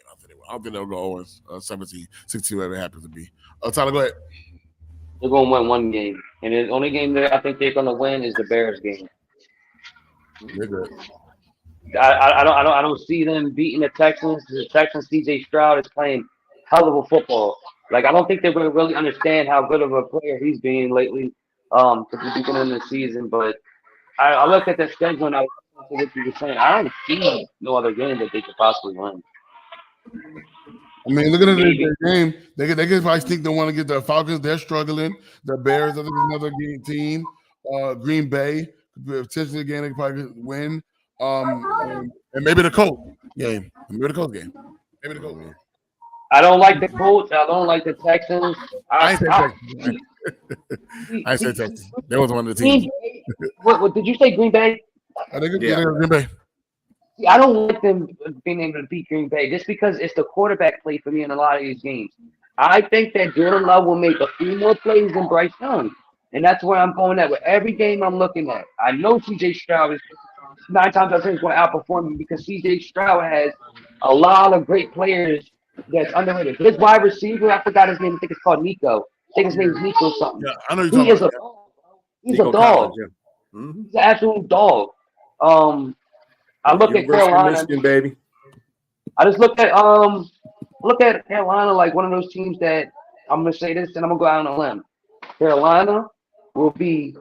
I'm not gonna say they'll be a problem next year, but they will be a more competitive team next year and win more games next year. This year is getting Bryce Young used to the speed, getting Bryce Young adapted to what Frank. I can't pronounce his last name right now. What Mr. Frank wants to do as a head coach and an offensive mind. So I think it's one. All right, be sure. I'm gonna have to say no. The only game I can see them possibly winning, I'm with Tyler on this one, is the Chicago game, and that's if Fields is not playing. If Fields is not playing, they'll win that one. But I don't see them winning any. I'm looking at their schedule too. They gotta play Tampa Bay. Tampa Bay's a good team. They're underrated. You can't. They've got a good defense. They're solid. You know, as long as Mayfield does what they're supposed to do all year, they should be fine. They should win that division. I'm calling that right now. But Carolina, they just that offensive line, man. That's what's the problem. Their offensive line is bad. Great. Bad.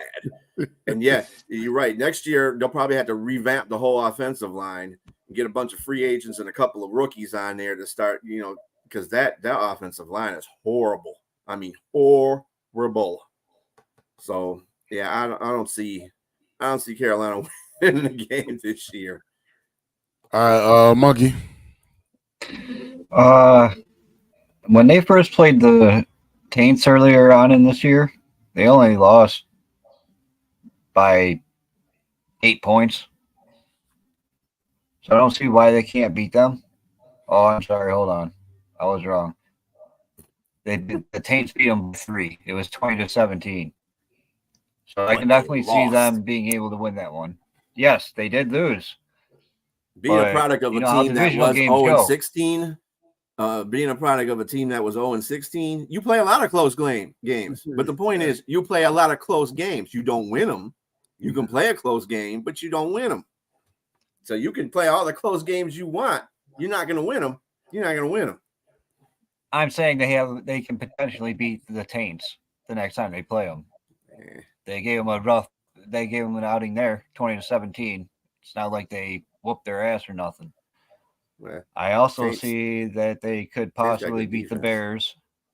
That might be, that might be their only win to me. And that's if Fields isn't playing.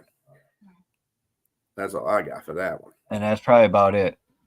I can only see like 2 wins. All right, I believe Brandon to join us back. Let's go. What's going on out there, Brandon? You good? Hopefully y'all can hear me over all this music. Is the music too loud? No, you good. You good. We get you loud and clear. You good. Okay. So I think Carolina will definitely get at least one. Division games always end up close. They got to Chicago. That's saving grace right there, especially with Justin Fields. Not understanding what his future is going to be like injury-wise going forward.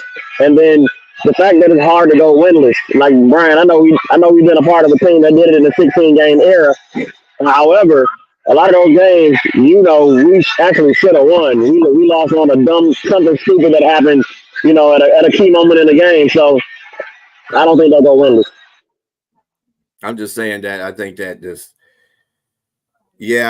there's 2 teams in this century itself that would, winless. So that tells you something right there. It's they can't be done. It can be done. It can be close to being done too, quite a few times. So I don't know. Carolina just that offensive line, man. That's the one that's killing me. All right, let's go ahead and move on with our next topic of the day. More of the Jago for the week, man. I ain't know how we do every single week. We got to call somebody for doing something ridiculously crazy. And we got to talk about them. And I'm going to start off first, as I always do. And then we're going to let everybody chime in there. Or if they have their own, that's cool too. All right, y'all. My thing with this is if you know you're looking crazy, I don't care what the circumstance is. We looking this crazy and you saw it yourself before you got on the show, I wouldn't have done it. Can you put a picture up, please? Jago of the week goes to Shannon Sharp and his makeup crew. I don't know what's going on. I kind of heard the backstory from B. Shriller saying the makeup artist that did it was the first time actually doing makeup on Shannon Sharp. But you got that guy look like Medea, Holiday Hart. You got him looking like RuPaul. You got him looking like a lot of suspect people. You know what I'm saying? And I'm not sure what's going on, Shannon. But come on, man. There's no way you thought this was acceptable. I don't care what's happening. Maybe they ran out of time. The show gear to start have time to change the makeup. Man, I'd have left with no makeup. I don't know, I guess, but I would have never went on national TV looking like that, man. But come on, Shannon, and the makeup crew. Jago, we go for y'all, man. Come on, man. You can see the eyeliner on his eyes. You can see the lipstick he's wearing. What the hell? And he looks pissed. Look at his forehead, though. It's like big old line going across. Cap off. No, it's forehead. Got a two-tone forehead. Oh man, he looks bad, man, and I know he was pissed, man. But no way, Jago of the week, makeup artist, and Shannon Sharp, but leave it out one. This even happened. You got to put that picture down. He looks disgusting. All right, and that's my Jago for the week. Tyler, you got Jago for the week this week? It just happened like 30 minutes ago. What's his name? Beanie. Benny. Yeah, he's qualified. He's the number one contender. He's all in one. It's him. Like it's 100% being there. And I love and respect everybody, but man, when you come on here and you insult everyone's intelligence, and because you want to be sensitive about a topic, and all we were saying is that he should have played. You get top dollars to play, so you want to make excuses for a $50 million quarterback. Well, we're going to give you 50 million reasons why he should have played. Simple as that. Right. Monkey, you got Jago for the week? No, I'm good. I agree with you with the whole makeup artist. I'll go with that one. That one's funny.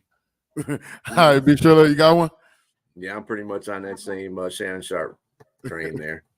Hey, Brandon, you got one for this week? Got Jago for this week? Hey, can I use the college one? Go ahead. Yeah, you can do it. Yeah. So whoever that guy is for University of Michigan that was sneaking off the game, buying tickets and scouting they calls and then signals and bringing it back to Harbaugh. That nigga's the jack off of the week. For real. All right, thank you for chiming in for Jago of the week. Let's go ahead and move on to Monkey's Trivia number 4.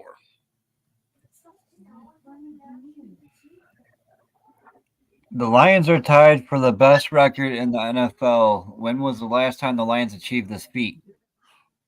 Oh, damn. Was it when 2013? Wrong. 2000. I missed the question. Say the question again. When was the last Lions time are tied for the best record in NFL. When was the last time the Lions achieved this feat? Wasn't that in 2014? It was 14. It was when Johnny Best. He started 5-0. That had to be the 14th season. It has nothing to do with being 5-1. No. We started 5-0 and then we lost like the next. We went 5-1 because the next week we lost. No, he's talking about overall, right? Overall, right? When is the last time they achieved this feat? As in, last time they had the best record in the NFL. 1991. Oh, best record in the NFL. It had to be back in the 91-92 season. Close. We're going that far. Okay, I don't know. Was it 93? It was 93. Yeah, I wouldn't know. I tried. It was also the last time they won their division title. Yeah. Okay. That's when they had. That's when they had Barry Sanders and the backup from Marino's backup what's his name? That dude that Scott Mitchell all the time. Yeah, Scott. That was 93. No, that was Eric Kramer, 93. No, Eric Kramer didn't play after that. After 93 was the last year with us, I believe. Chicago. He went to Chicago in 93. Let me see. Detroit Lions fans wouldn't know because I don't. All right, let's go to move on with our next topic of the day. All right, y'all. How did the Commanders go from ugly home loss to a quality road win? Tyler. Did he even play? Oh, he did play for Detroit. Okay. Sam Howell is one of those quarterbacks, bro, that he has a great arm, but his decision making sometimes gets him in trouble. I like what Eric Bieniemy is doing. I just feel like they have a few holes that is causing them to take negative steps week after week. Some weeks they look like maybe they could be in contention to win in the division, and other week they look like where they need to be at the bottom of the division. So I always say keep it simple. Keep it simple. When you got a lot of problems and I wouldn't say a lot. When you got a lot of problems on the field, just keep it simple, man. Run the ball. Put Terry McLaurin in the slot. Do what your players do good, and let's not try to make it difficult. And let's see what they could do. I mean, you make it difficult, it just adds more problems. Make it simple, short, the same how, and let's see what he could do today. All right. I guess the reason for the question is, if you think about it, let's go back 3 weeks ago, they damn near went toe-to-toe with the Eagles. They went overtime. Yeah, they eventually wound up losing that game. And then they get a home game where they feel like they should have won, and they get blown up by 20 points. And then they at the Falcons and they win that game. But to answer that question, like after those two losses, you're bound for a win eventually. I'm saying, how close to be playing these games, these teams. You know what I'm saying? So maybe, like I said, just keep it fundamental, keep working, man. So they did, man. They see these ugly losses, man. The games they know they should have won, upset about that. So they take that aggression, that emotion, and bring it to the following game, and then they wind up winning those games. So that's probably the safest way to answer that question, to be honest with you. But Monkey, what you got? One word: inconsistency. That's another word. Another word used. Be sure. One word: Thursday. Don't let them play on Thursday. Brandon, they do good on Sundays and Mondays. They just don't do good on Thursdays. I guess that's. I mean, whatever. It's any given Thursday for them. All right, Brandon, what you got? They're playing the Giants today, right? Yeah, I think so. Yeah. I think it is the Giants. They not gonna go to a quality road win. I feel like even with Tyrod Taylor starting, Saquon been chopping at the bit to get back out there since the injury happened earlier in the season. I think he finally as close to healthy as he's gonna be. So I see Saquon having a big day. So I don't know. I could be wrong. All right, Robbie. Well, how did the Commanders go from ugly loss to quality road win? They go. I think with the game against the Bears, I think the Bears were just pumped up due to Dick Buckus passing away. And Sam Howell, I think he like Tyler said, he does too much. He got the arm talent, but he does way too much, and he puts too much pressure on himself. And Eric Bieniemy, they came out the next week. He kept things simple. They stuck together. The defense played better. They got the quality road win against Atlanta. That is it. I appreciate you, Robbie. All right, y'all go ahead and move on. Our next topic of the day. Our fights between the fans in the NFL stadium escalating. Be sure. Yeah, I got a little thing here. This year, there have been fights. It's only week 6, and there's been fights in 1, 2, 3, 4, 5, 6, 7, 8, 9 games already. Those games have been the Raiders and the Chargers, 49ers at Giants, Patriots, Dolphins, Jets, Cowboys, Rams, Bengals, Ravens, Bengals, Commanders, Ravens, Eagles, Vikings, Bears, Vikings, Cowboys, Chargers. Jesus. So there's a lot. And Ravens fans, I don't know what's going on with the Ravens fans, but anyway, y'all are violent. But anyway, the thing about it is, though, baby, it's Baltimore. Ravens fans, it's time. In week 2, a 52-year-old Patriots fan passed away after being punched by another fan. and that's Oh not my good. goodness. You can't kill nobody. You know what I'm saying? Yeah. That's just bad. It's Yeah. That's just bad. It's That's starting a bit. to act like England soccer stadiums back in the 80s when they used to rush the field and beat the hell out of everybody, whatever the case may be. And this can't be happening in stadiums. And it is time for people to take action, mostly either add security, advocate a lifetime ban on any fan who's involved in a fight. That usually works.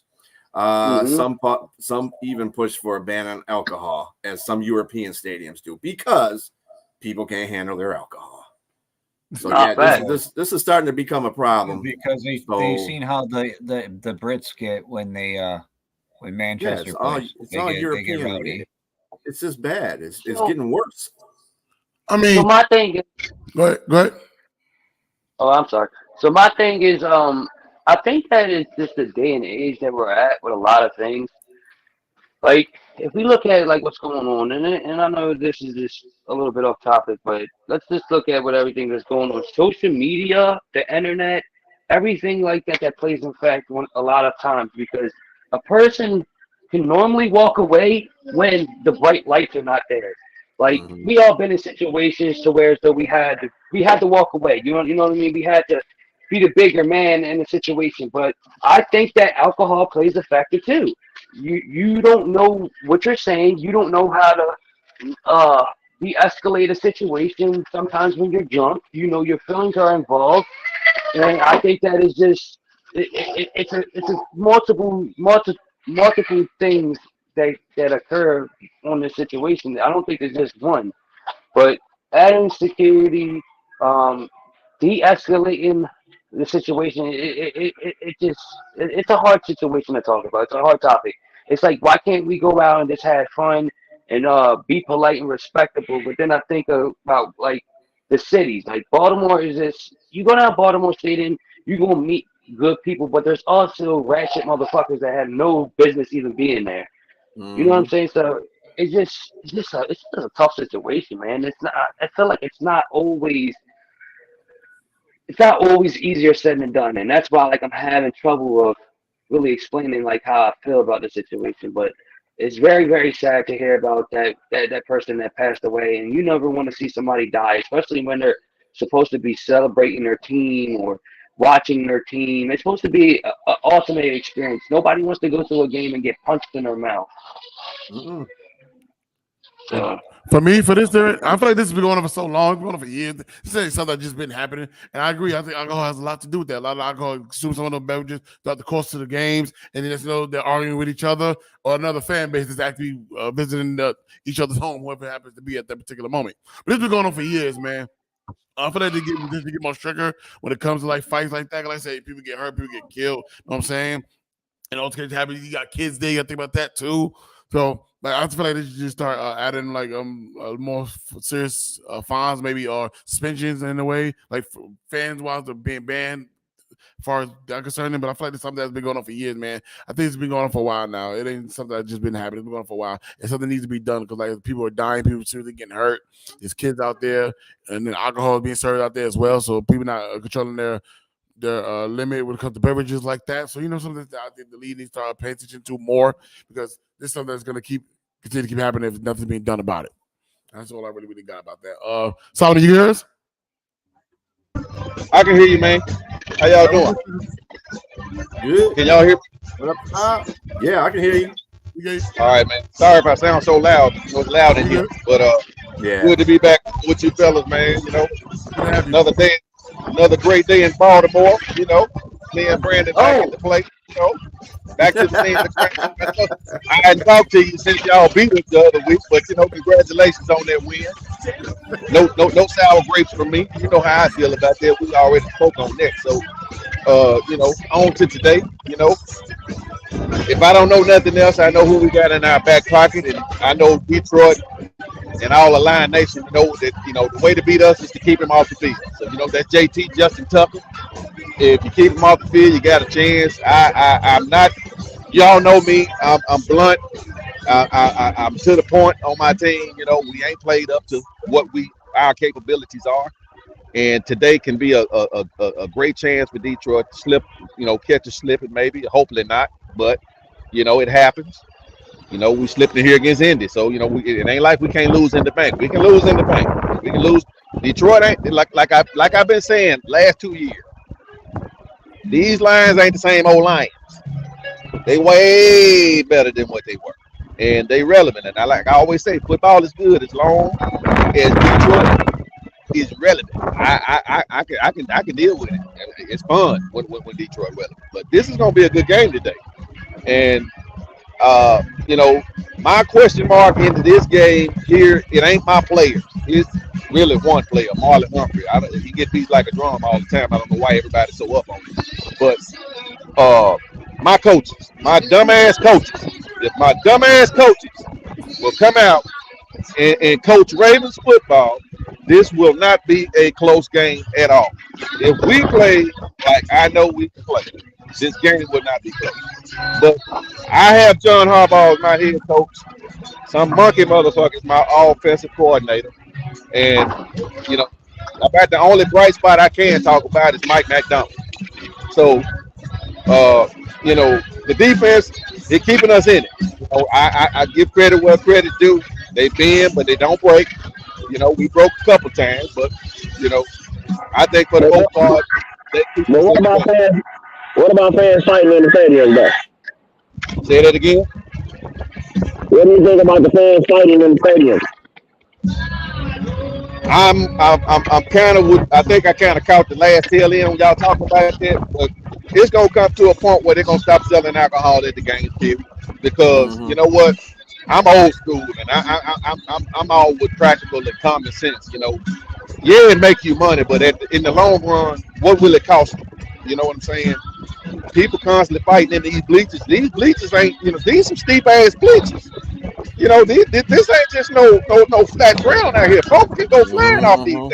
And if you got the right one, somebody looking to throw your ass off of here. So the one thing about it is you gonna have to. Liquor ain't gonna stop no damn fool for being a damn fool. Let me just put that out there. Point blank. Yeah. Be sober as two left shoes and be a damn fool and come out here and do the same thing if they rub you the wrong way. The thing is the alcohol intensifies what's going on out here. When people, you know, hype about their team, you know, doing good, rubbing it in fans' faces, and mostly people they don't even know. You know, the thing is if you're gonna go to the game and go to the stadium, you need to gauge your area, your section. Y'all need to be talking to people as if y'all know them, or whether you know them or not, just to try to gauge the energy in the freaking area. Know who you can talk to, know who you can't. Because me, everywhere I go, my section has a good time because I'm gonna be who I am. I ain't here to fuck with nobody. I'm here to enjoy the game. I'm gonna talk my shit, but I ain't talking to nobody. I'm talking in general. If you get offended by that, then I can't do nothing about that part. You're not gonna engage me into nothing I don't want to be in. And that's the fight. I'm walking away. You can have that. You can have that. Especially out here. I ain't even from here. You can have that shit. I ain't from nowhere. An NFL team is residing at right now. Yeah, we ain't even got no NFL team where I live at. So shit. I know I'm against in every damn state. So I'm walking away from all this shit. And I drink like anybody else.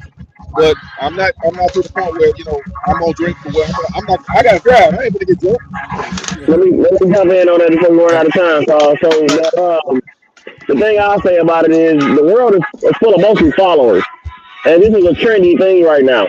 So since it happened in a few games ahead of time, the other people that it happened with, they felt more comfortable to do it because they saw that it's already been happening. So I feel like we got a world full of a small percentage of leaders and a bunch of people who just follow behind the leaders.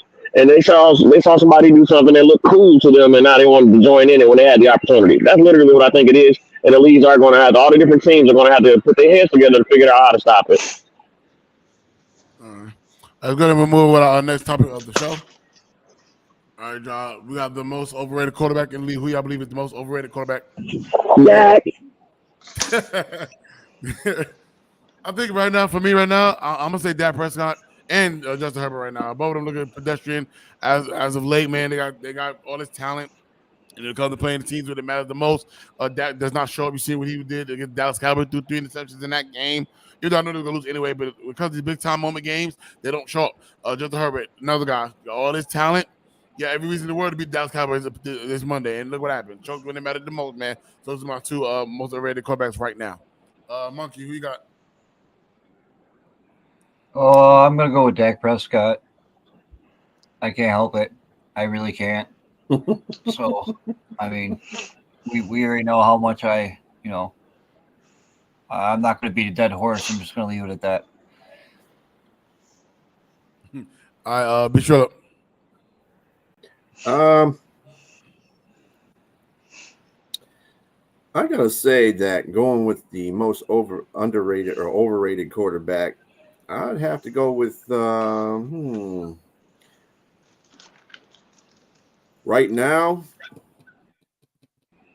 I can't say Dak or Herbert. I mean, basically their troubles lie in with their team too. Dak played a pretty good game Monday night against the Chargers, but Herbert was out there slinging too. I would have to go. I know I'm gonna make Darren mad about this, but I'm gonna have to go with Hurts. Hurts is overrated right now. He's not doing his job. He's had platforms to perform, and he's failed miserably. He needs to start picking that up. That's the only. I can't. He's not doing a good job. And he can't take he can take the blame for the percentage of the times, the loss that they had. He took a blame. He could take the blame for that loss. He threw 3 interceptions, 2 of them right to corners. So I can't defend him on that. And he's been not playing very well this whole season. If it wasn't the fact that they had a running game in the first 5 games of the season, they had to put all the onus on him. But when they have to put the onus on him, he's not living up to his billing. So yeah, I'm gonna get to go with him for a minute. All right, Solomon, who you got? Gotta unmute yourself. I think you muted. I'm going with a Super Bowl champion right now today as we speak. This guy is awful. I don't know what happened to him. I think that Sierra got him. I don't know what to say. But I'm gonna go with Russell Wilson. And I'm gonna leave it right to Russell Wilson. And I'm gonna leave it there. All right, Brandon, who you got? I was joking around when I said that because I knew somebody was gonna say that. I'm going to say, it's going to sound unpopular to say this, but I'm going to say Brock Purdy. Brock Purdy needs some more time, bro. And he got the luxury of having Debo and CMC, and y'all saw how he played without them. So let's give Brock Purdy some more time before we put him on that hype train that people got him on. So right now, I feel like it's an overrated situation just because he ain't got enough time in. Robbie. Deshaun Watson. The hate is real. That dude makes $46 million a year. Get on that field. Right. He ain't no massage therapist on the field. You know what? You know who's overrated too? His massage therapist, Benny Kern. Yeah, he wanted back. He shouldn't have any problems getting down the field. All those massages he's getting. Right. He should be relaxed. Hey, man, I bet man. The way Benny talks about him, I think Benny's his massage therapist. Gotta have a massage 30 minutes before the game. He gets down there like, hey, Mr. Watson, do you need a massage? We're bullies. We're going to move on to Monkey Trivia number 5. This should be the last one. But let's see. Yes, sir. Russell Wilson need a massage. He's got Sierra. The Dolphins have the second most total yards with 2,992 through 6 games in NFL history. What team has the most? The LA Rams. Greatest show on turf. Yeah, the greatest show on turf. St. Louis Rams. There you go. I was going to say you were half right, but it was the 2000 Rams that had 3,056 yards in 6 games. Winning just like these Lions about to do. All right, y'all go ahead and move on this topic of the day. All right, y'all. Is Jared Goff the best quarterback in the NFC? I'm going to let Brandon go first. He is playing like the best quarterback in the NFC right now. I will give him that. If we take all the history into consideration, you got to say no. But if you talk about in 2023, this season right now, if you look at it, there's no other quarterback in the top 5 of every major statistical category other than Jared Goff. Okay, all right. Be sure. I'm piggybacking off of B. I didn't say he was. This isn't about history. This is about this season. So he is the best quarterback in the NFC right the fuck now. All right, I'm gonna go next. I think I agree with y'all. As of right now, yes, I think he's playing the better football in the NFC right now. I said, you seen Brock Purdy get exposed, seen Jalen Hurts get exposed, and look at the Detroit Lions, man. Look at them right now. Like I said earlier, look at them right now. They got a coach that they believes in this system right now. They believe in this, and they believe in this coach. And right now, Jared Goff is playing great football right now. So as of right now, yes. Monkey. I concur. It's like saying, Tua is the best quarterback in the AFC right now because of this season currently. Yeah, Jared Goff is leading them in statistic-wise.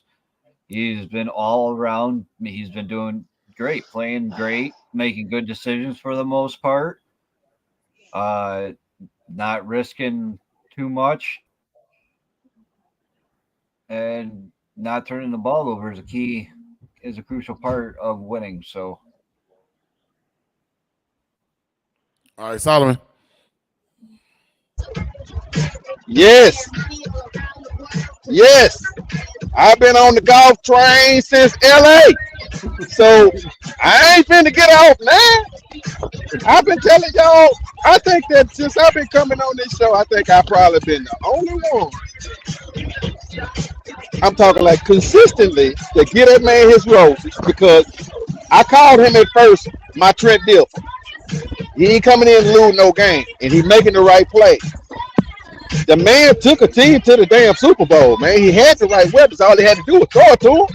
Hey, how you gonna compliment him and disrespect him in the same sentence? Trent Dilfer? I'm just telling you the truth. Trent Dilfer is a Super Bowl champion. That's no disrespect. So y'all get out. Bearshaw got as many interceptions as he got touchdowns. You're gonna respect Trent Dilfer on this goddamn show. That's all I know. You gonna respect Trent Dilfer for this goddamn show. That's a Super Bowl champion. You respect that. Now Goff came up short, but he went. So you can't. I said it when Detroit got it. That's gonna be good for them. That's the right quarterback for the right franchise that's trying to do something. That's a marriage made in heaven, bro. Everybody coming up together. And this dude here has been him. He just needs to be in a situation where, you know what, all the pressure ain't on me. That's the way that man can ball. Get him some weapons. You see what y'all doing right now. It's gonna come to a halt today. I'm sorry, but you can't win them all. We came to rob the bank. All right, we're gonna move on our next topic of the day. All right, y'all. It's too much money in here, man. It's too much money in here. You can't rob it. I'll tell you all about it. All right, y'all. After the victory over the Chargers, is Dallas back? Hell no. Hell no. Why? The Chargers, they should have lost to in the first game No. When it comes to underdog teams like they should beat, they beat them. And when it comes to playing the 500 or better teams, they want to get exposed. Like they play when they played the 49ers, we saw the exposure. So no, they're not back, man. No, they just starting all over again. They got to win now, and they want to know if they continue stacking wins or not. So no. Monkey. Beating an overrated and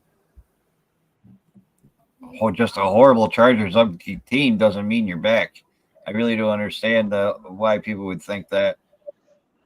That's just like Miami Dolphins fans.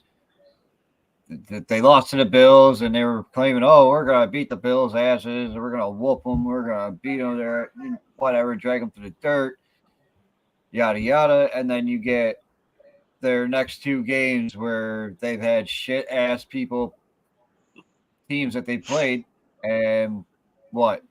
Now they're supposed to be just as good too. They're supposed to be back to being normal.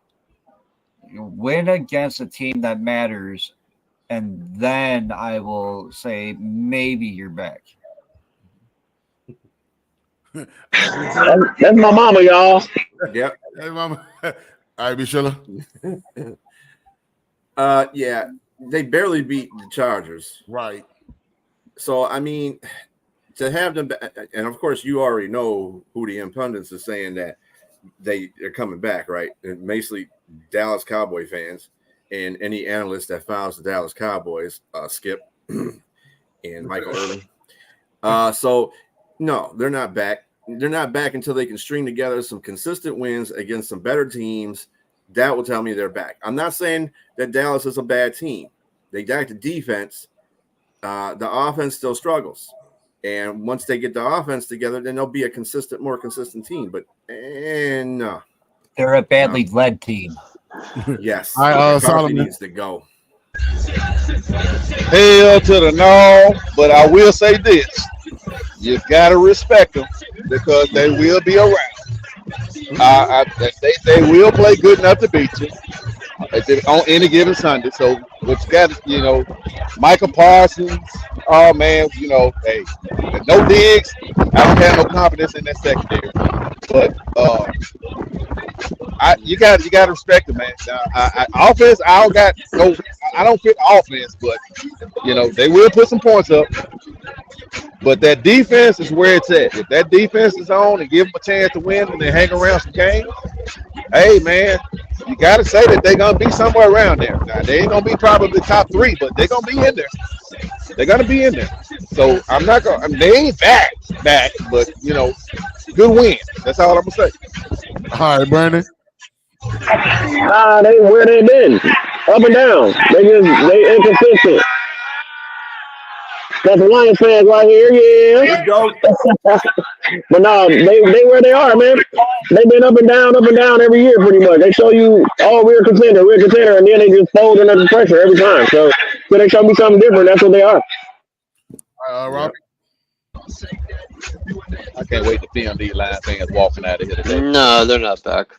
Beating the inconsistent Los Angeles Chargers means you're back? No, not happening. Nope. Had they beat the 49ers, I probably would have the Chargers. The Los Angeles Chargers are the AFC version Minnesota Vikings. Inconsistent. Mm-hmm. I can buy that. Yeah, I can do that. All right, we're gonna move on to our next topic. All right, Sean, they just announced that the flag football will be added to the Olympics in 2028. Who will be your starting Olympians? So what is it? 5-on-5? What is it like? Yeah, 5-on-5. 5-on-5. Okay. All right, with that, all right. So if I'm choosing my 5, I'm gonna choose me. Now I'm playing. I'm looking for speedsters in this. So I'm looking at Tyreek Hill. I'm looking at the running back. So I would say a chance that the Miami Dolphins running back. A chance. That's somebody I always look at. I'll find somebody. I need some height. So I'm looking at Gronk because that's somebody that wants to play. So I would add him. Obviously, you're gonna need your quarterback. I'm gonna go with Patrick Mahomes, and I guess I could do another wide receiver. I probably would do Justin Jefferson. Probably that'd be my 5 right there. Monkey, who you got? Well, you got to take Hill. You can't deny that. Mm-hmm. So Hill's definitely going to be there.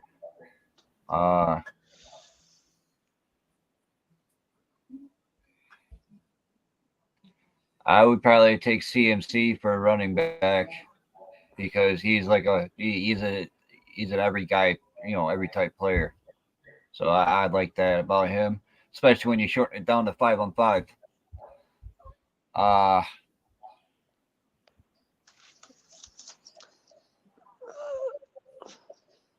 Man, I think I'd go with Kelsey over Gronk, to be honest with you. And what do I need? Another one? Yeah, your quarterback. Quarterback. Yeah. I would have to go with Mahomes. Why not? I'd go with Josh Allen, but I'd rather see someone else go in there and hurt themselves. Doing something stupid other than my players. That's why I didn't throw Diggs in there either. And don't forget, you also got 5. It's 5 on. Oh yeah, so that That would be odd because I didn't pick any defensive players. Is it all offensive players? You know that I don't know how they're doing it, so I don't know. So. And the reason why I didn't choose Kelsey because I think he'll be busy with Swift. So that's why I didn't choose. I take the dog rank in there. All right, Bishop, what you got? So I'm gonna go with Tyreek Hill, Waddle, and a chain, whatever his name is for Miami. H-N. Dude's fast as fuck. Yeah, H-N, Right. yeah. He's He's fast as fuck. As far as I will go with Kelsey as tight end and Patrick Mahomes as quarterback. You got to have speed out on that field. You have to. Speed in flag football is everything. You got to catch the guy to get the flag. So if you're out running them, you can't catch the flag. So yeah, and defense really don't make a difference. No. But you got to look at it like this: if you switch the defense of the offense over to defense, you do have covered guys that are fast too. Yeah. So there you go. All right, Solomon. Wide receiver, Justin Jefferson, Devontae Adams. Tight end, I'll take Mr. Mark Andrews. Quarterback, Lamar Jackson.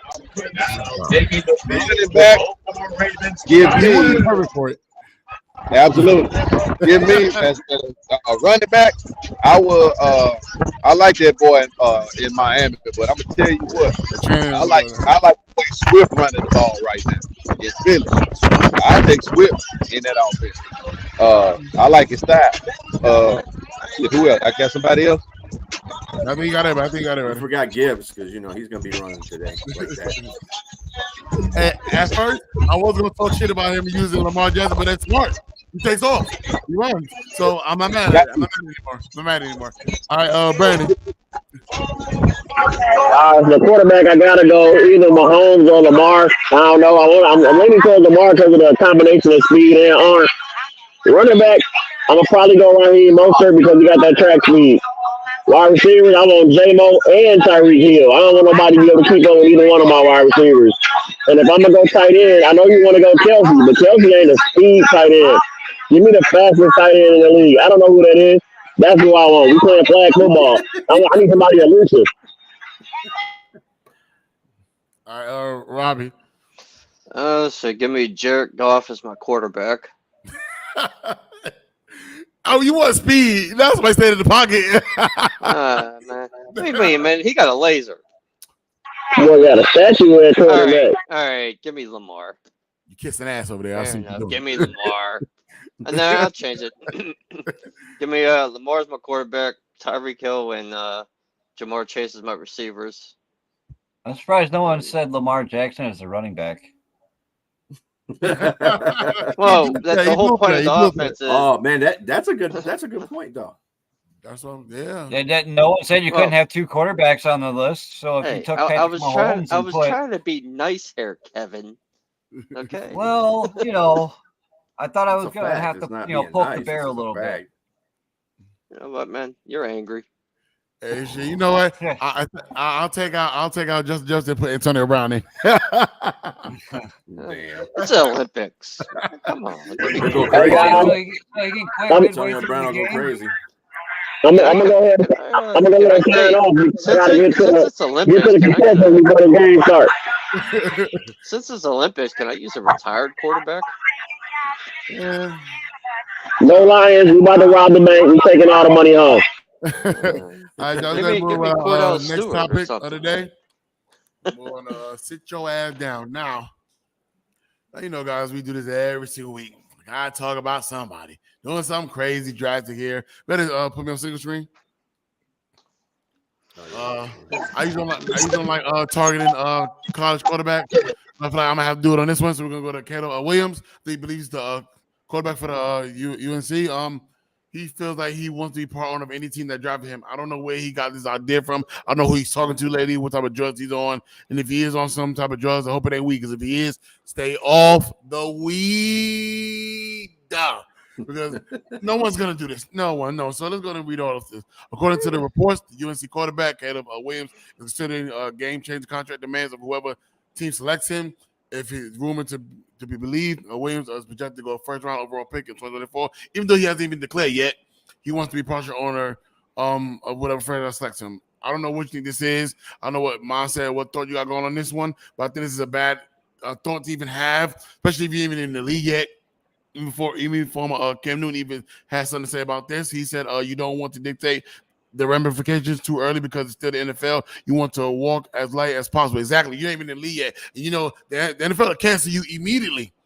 Like you play around, and the way you already talk about doing this right now. You're only 21 years of age as of right now. You probably want to talk about in college, but this is the NFL, and you'll learn that very soon, man. Nobody's gonna give you any type of ownership, any type of control, especially if you're playing. I don't think Tom Brady can even do that. And he's the GOAT. So what do you think you can? I don't know what your mom said is this one. Well, focus on playing football. I say have a career in NFL and then think about that when you end your career. But before you even get there, no one's gonna do that for you. I don't even think you even have enough money to even do this anyway. To have any type of ownership. I don't know what your pockets is like, but I don't think you sitting in there be a partial owner of anything. Let's be a partial owner of yourself and have a career first in the NFL before you get there. Because you can probably ruin it before you even get there. You see what T.O. did. So long took him to get on NFL fame because of his mouth. And look at you. Don't follow that route, man. So that's all I really got to say to this one, man. So I'm going to let Brennan be sure to finish you off. I think you should focus on your career as an NFL player before you even get there. Don't ruin it, man, by trying to dictate something you want to do. As far as being a partial owner, you ain't even had a career yet. So be sure to go ahead and finish him off. I'm done with him. I'm gonna do the sit your ass down in the matter of fact voice. Boy, sit your ass down. No way you ain't gonna play because I'm gonna tell you right now. If you want a partial ownership, none of them owners are gonna want that. No. First of all, that ain't happening. I don't know why you became badass. I'll tell you who started this whole situation though. I've been saying this the whole time.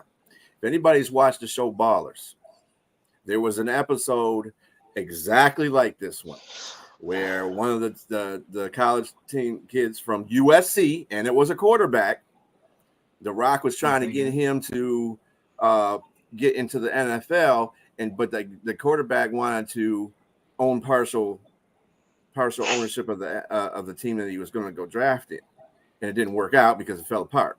But it was going to work out anyway in real life because no team is going to do that. None. No ownership is going to do that. And if you're down with the boys, you're down with the boys. But if you ain't down with the boys, you ain't getting nothing, especially if you're a piss ant rookie quarterback. So. All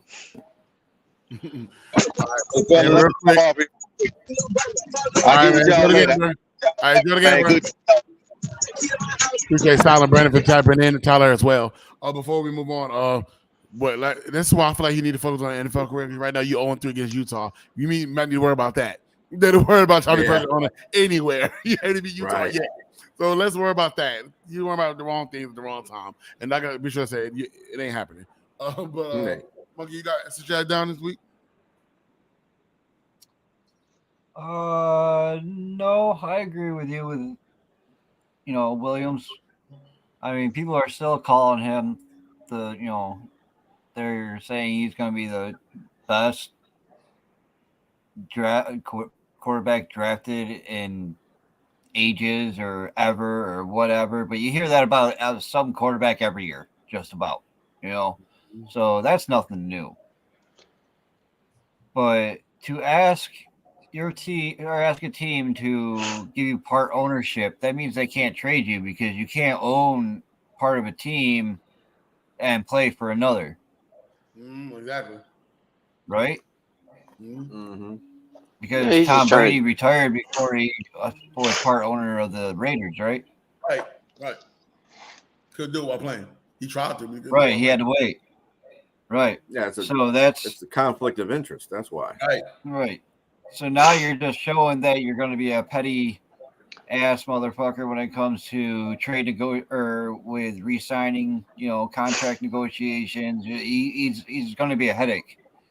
He's going to be that headache, and that's what he's going to be. And if he's good, God forbid he's good, because if he's really good in the NFL, we're going to have to deal with him wanting everything and getting everything that he wants. Mm-hmm. Robbie, you guys might sit that down this week? Caleb Williams. If you can't be partial owner if you're going to be a player. Right. And it seems like he was trying to guarantee himself that he would never get released or cut from a team too. That's what it is. Yeah, probably. Yeah. And then if you're a partial owner, you get to say where you want to go. If you want traded, you can tell him I want traded to this team. You know, he just wanted to guarantee himself always a bag. Mm-hmm. But that ain't the way to do it. Let's do it on the field. Now I'm trying to be a partial owner of a team. Do it the right, do it the right way, not the card way. Right. All right, y'all. Let's go to our next topic. We're gonna JBK's bowl predictions for week 7. So this is where everybody have a bowl prediction on each game. That what this is. Well, just what you think is going to happen this week. What your bold prediction is for what's going to happen this week? I believe that the Detroit Lions will walk up in Baltimore and win. That's all I believe. It's not really a bold prediction, but whatever. Okay. It's bold because it's not easy to do going there and win like that. That's true. Yeah, so that's why it's bold. I think they're going into it. Monkey, what you got? Eagles blow out the Dolphins. That's bold. That's pretty bold. All right, Robbie. My God, I don't think I'm gonna go with the Lions winning by 40 points today. That's bold. There you go. Now we're gonna lose. I'm just kidding. Lions are gonna. No, I meant the Lions are gonna get blown out. No, that reverse psychology don't work. All right, be sure. I think I'm gonna go opposite what Kevin said. I think Miami's gonna blow out Philadelphia. They got the receivers to do it. So, but they don't have the defense to stop them. All right, there's not too much. Philly's not doing too much either as far as defensively. So, right. We'll get to that later on. I got one. The Steelers dropped a 50 burger on the Rams today. Oh, don't say that. You know we're not doing that. We can't be average 20 points about a game. Bad saying we're going to win by 40. Kenny Pickett's going to throw for like 800 yards. Yeah, whatever. Yeah, okay. Yeah, that's not happening. You can't be average 20 points a game. How do we go average? Called bold predictions, not outrageous predictions. Right. Jack off. All right, let's go ahead and move over what Monkey's Taylor to take. I'm done with it, Robbie. All right. So I'm going to set up a poll every week for the best game of the week, and then what everyone votes on, will be up on our next episode. But so the Dolphins are ranked first in the NFL with 37.2 points per game, while the Eagles are fifth with an average of 25.8 points per game. The Eagles are ranked 15th with 20.7 points allowed per game, and the Dolphins are ranked 26th with 26 points allowed per game. The Dolphins are also ranked first in yards per game with a whopping 498.7 yards, and the Eagles are right there with them, sitting in second with 395 yards per game. In yards allowed per game, the Eagles are ranked 9th, allowing only 298 yards, where the Dolphins have allowed 343.7 yards per game, ranked 20th. The Dolphins are 9-6 all time versus the Philadelphia Eagles, and 2-1 since 2010. The last time these two teams faced off was in 2019, where the Dolphins came out on top 37-31. Okay. We didn't tell them to take. Let's go right to our pick'ems for this week. Pray to God to see through all of this. All right, John. We go. Obviously, we know that Thursday night game already played already. The Jaguars have won that game against the Saints. So we'll be right into the 1 o'clock games. So I'm gonna go first. We got the Patriots. I think the Bills gonna go right up in there and tear them up, beat the brakes off them. I mean, be lucky if the Patriots even score a point in this game. And I ain't trying to be funny. And that's even with the missing key pieces with the Bills on defense. I think still going there and tear them up.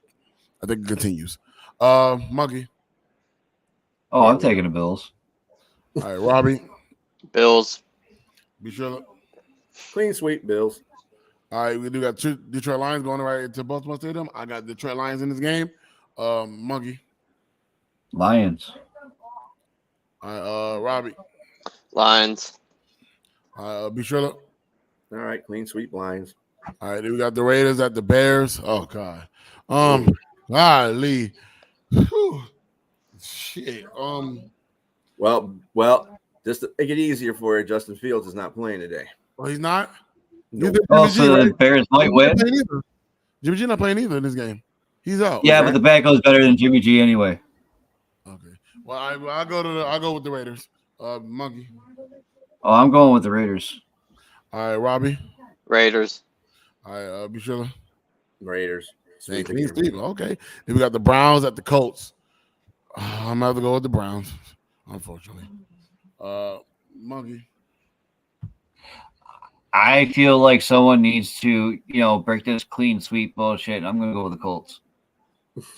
All right, Robbie. I'm going with the Cleveland Elves. All right, B. Triller.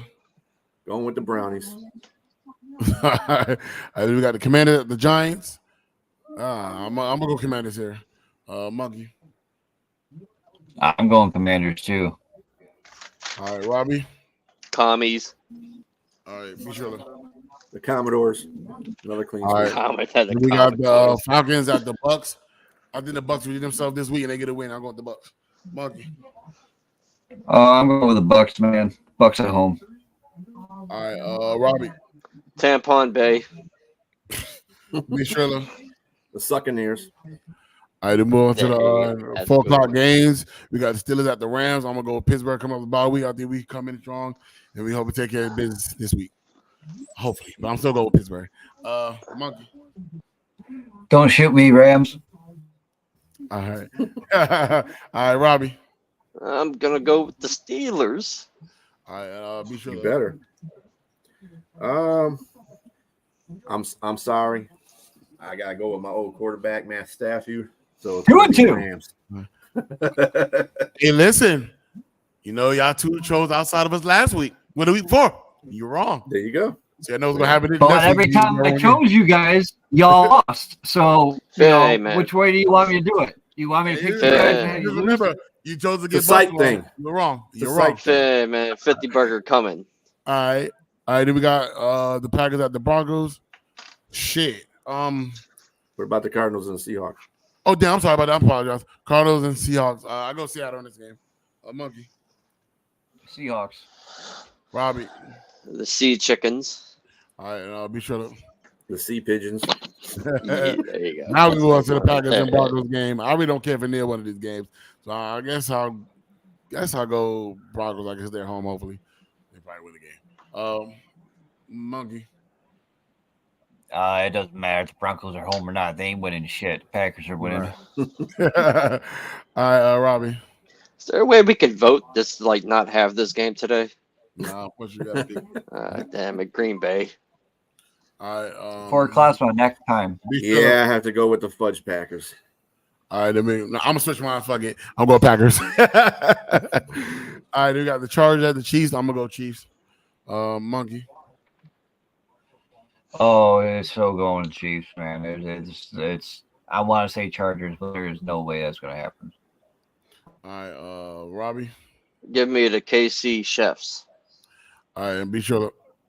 Yeah, I have to go with the Chiefs. All right, then we move on to Sunday Night Football. We got the Miami Dolphins at the Philadelphia Eagles.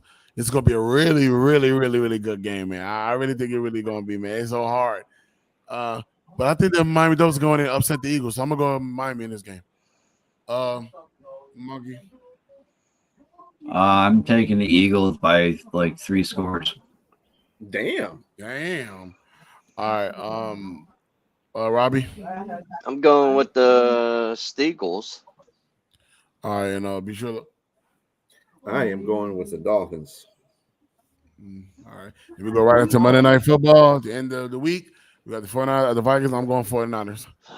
Monkey. Oh, I'm going with the Niners. There's no way that the Vikings are going to do anything whatsoever. All right, Robbie. This is easy. I'm going with the Niners by 30. I appreciate you popping in, NSN. Appreciate y'all popping in. Now be sure. Yeah. I was gonna go with Minnesota because I didn't know the status of McCaffrey, but McCaffrey is gonna play, so the 49ers winning that game. And that concludes pickles for this week. Good luck to everybody. And the teams that are on the bye week: the Panthers, the Texans, the Cowboys, the Jets, the Titans, and the Bengals. I'm just now seeing that. Appreciate that. Right there. All right, we'll go right into our zone coverage plays of the week.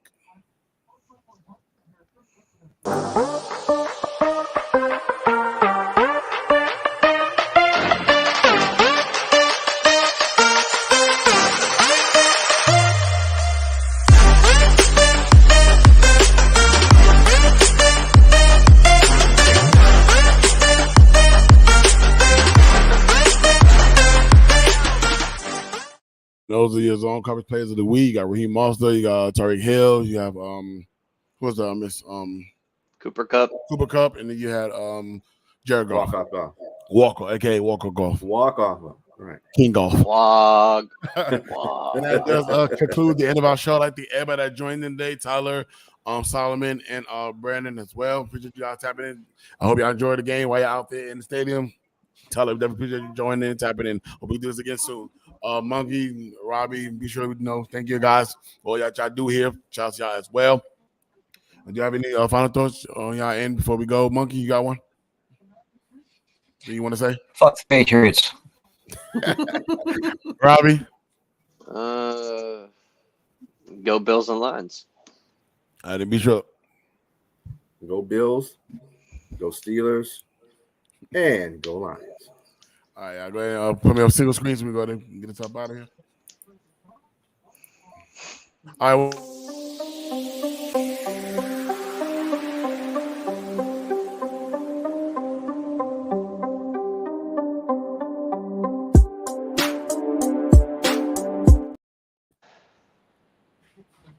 Give me 1 second. Uh-oh.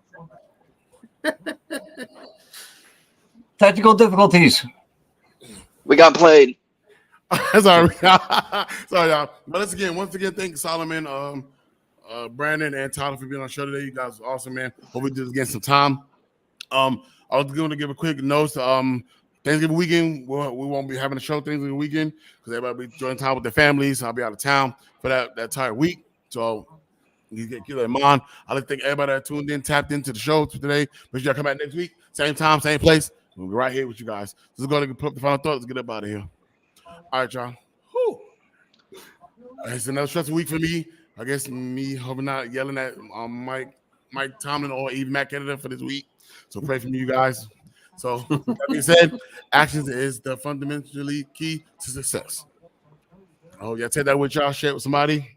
Hope y'all have a great week. Good luck to all the teams out here. I'm the big dog. Be sure that's Monkey. It's Robbie. Let's get up out of here, y'all. Y'all have a good day.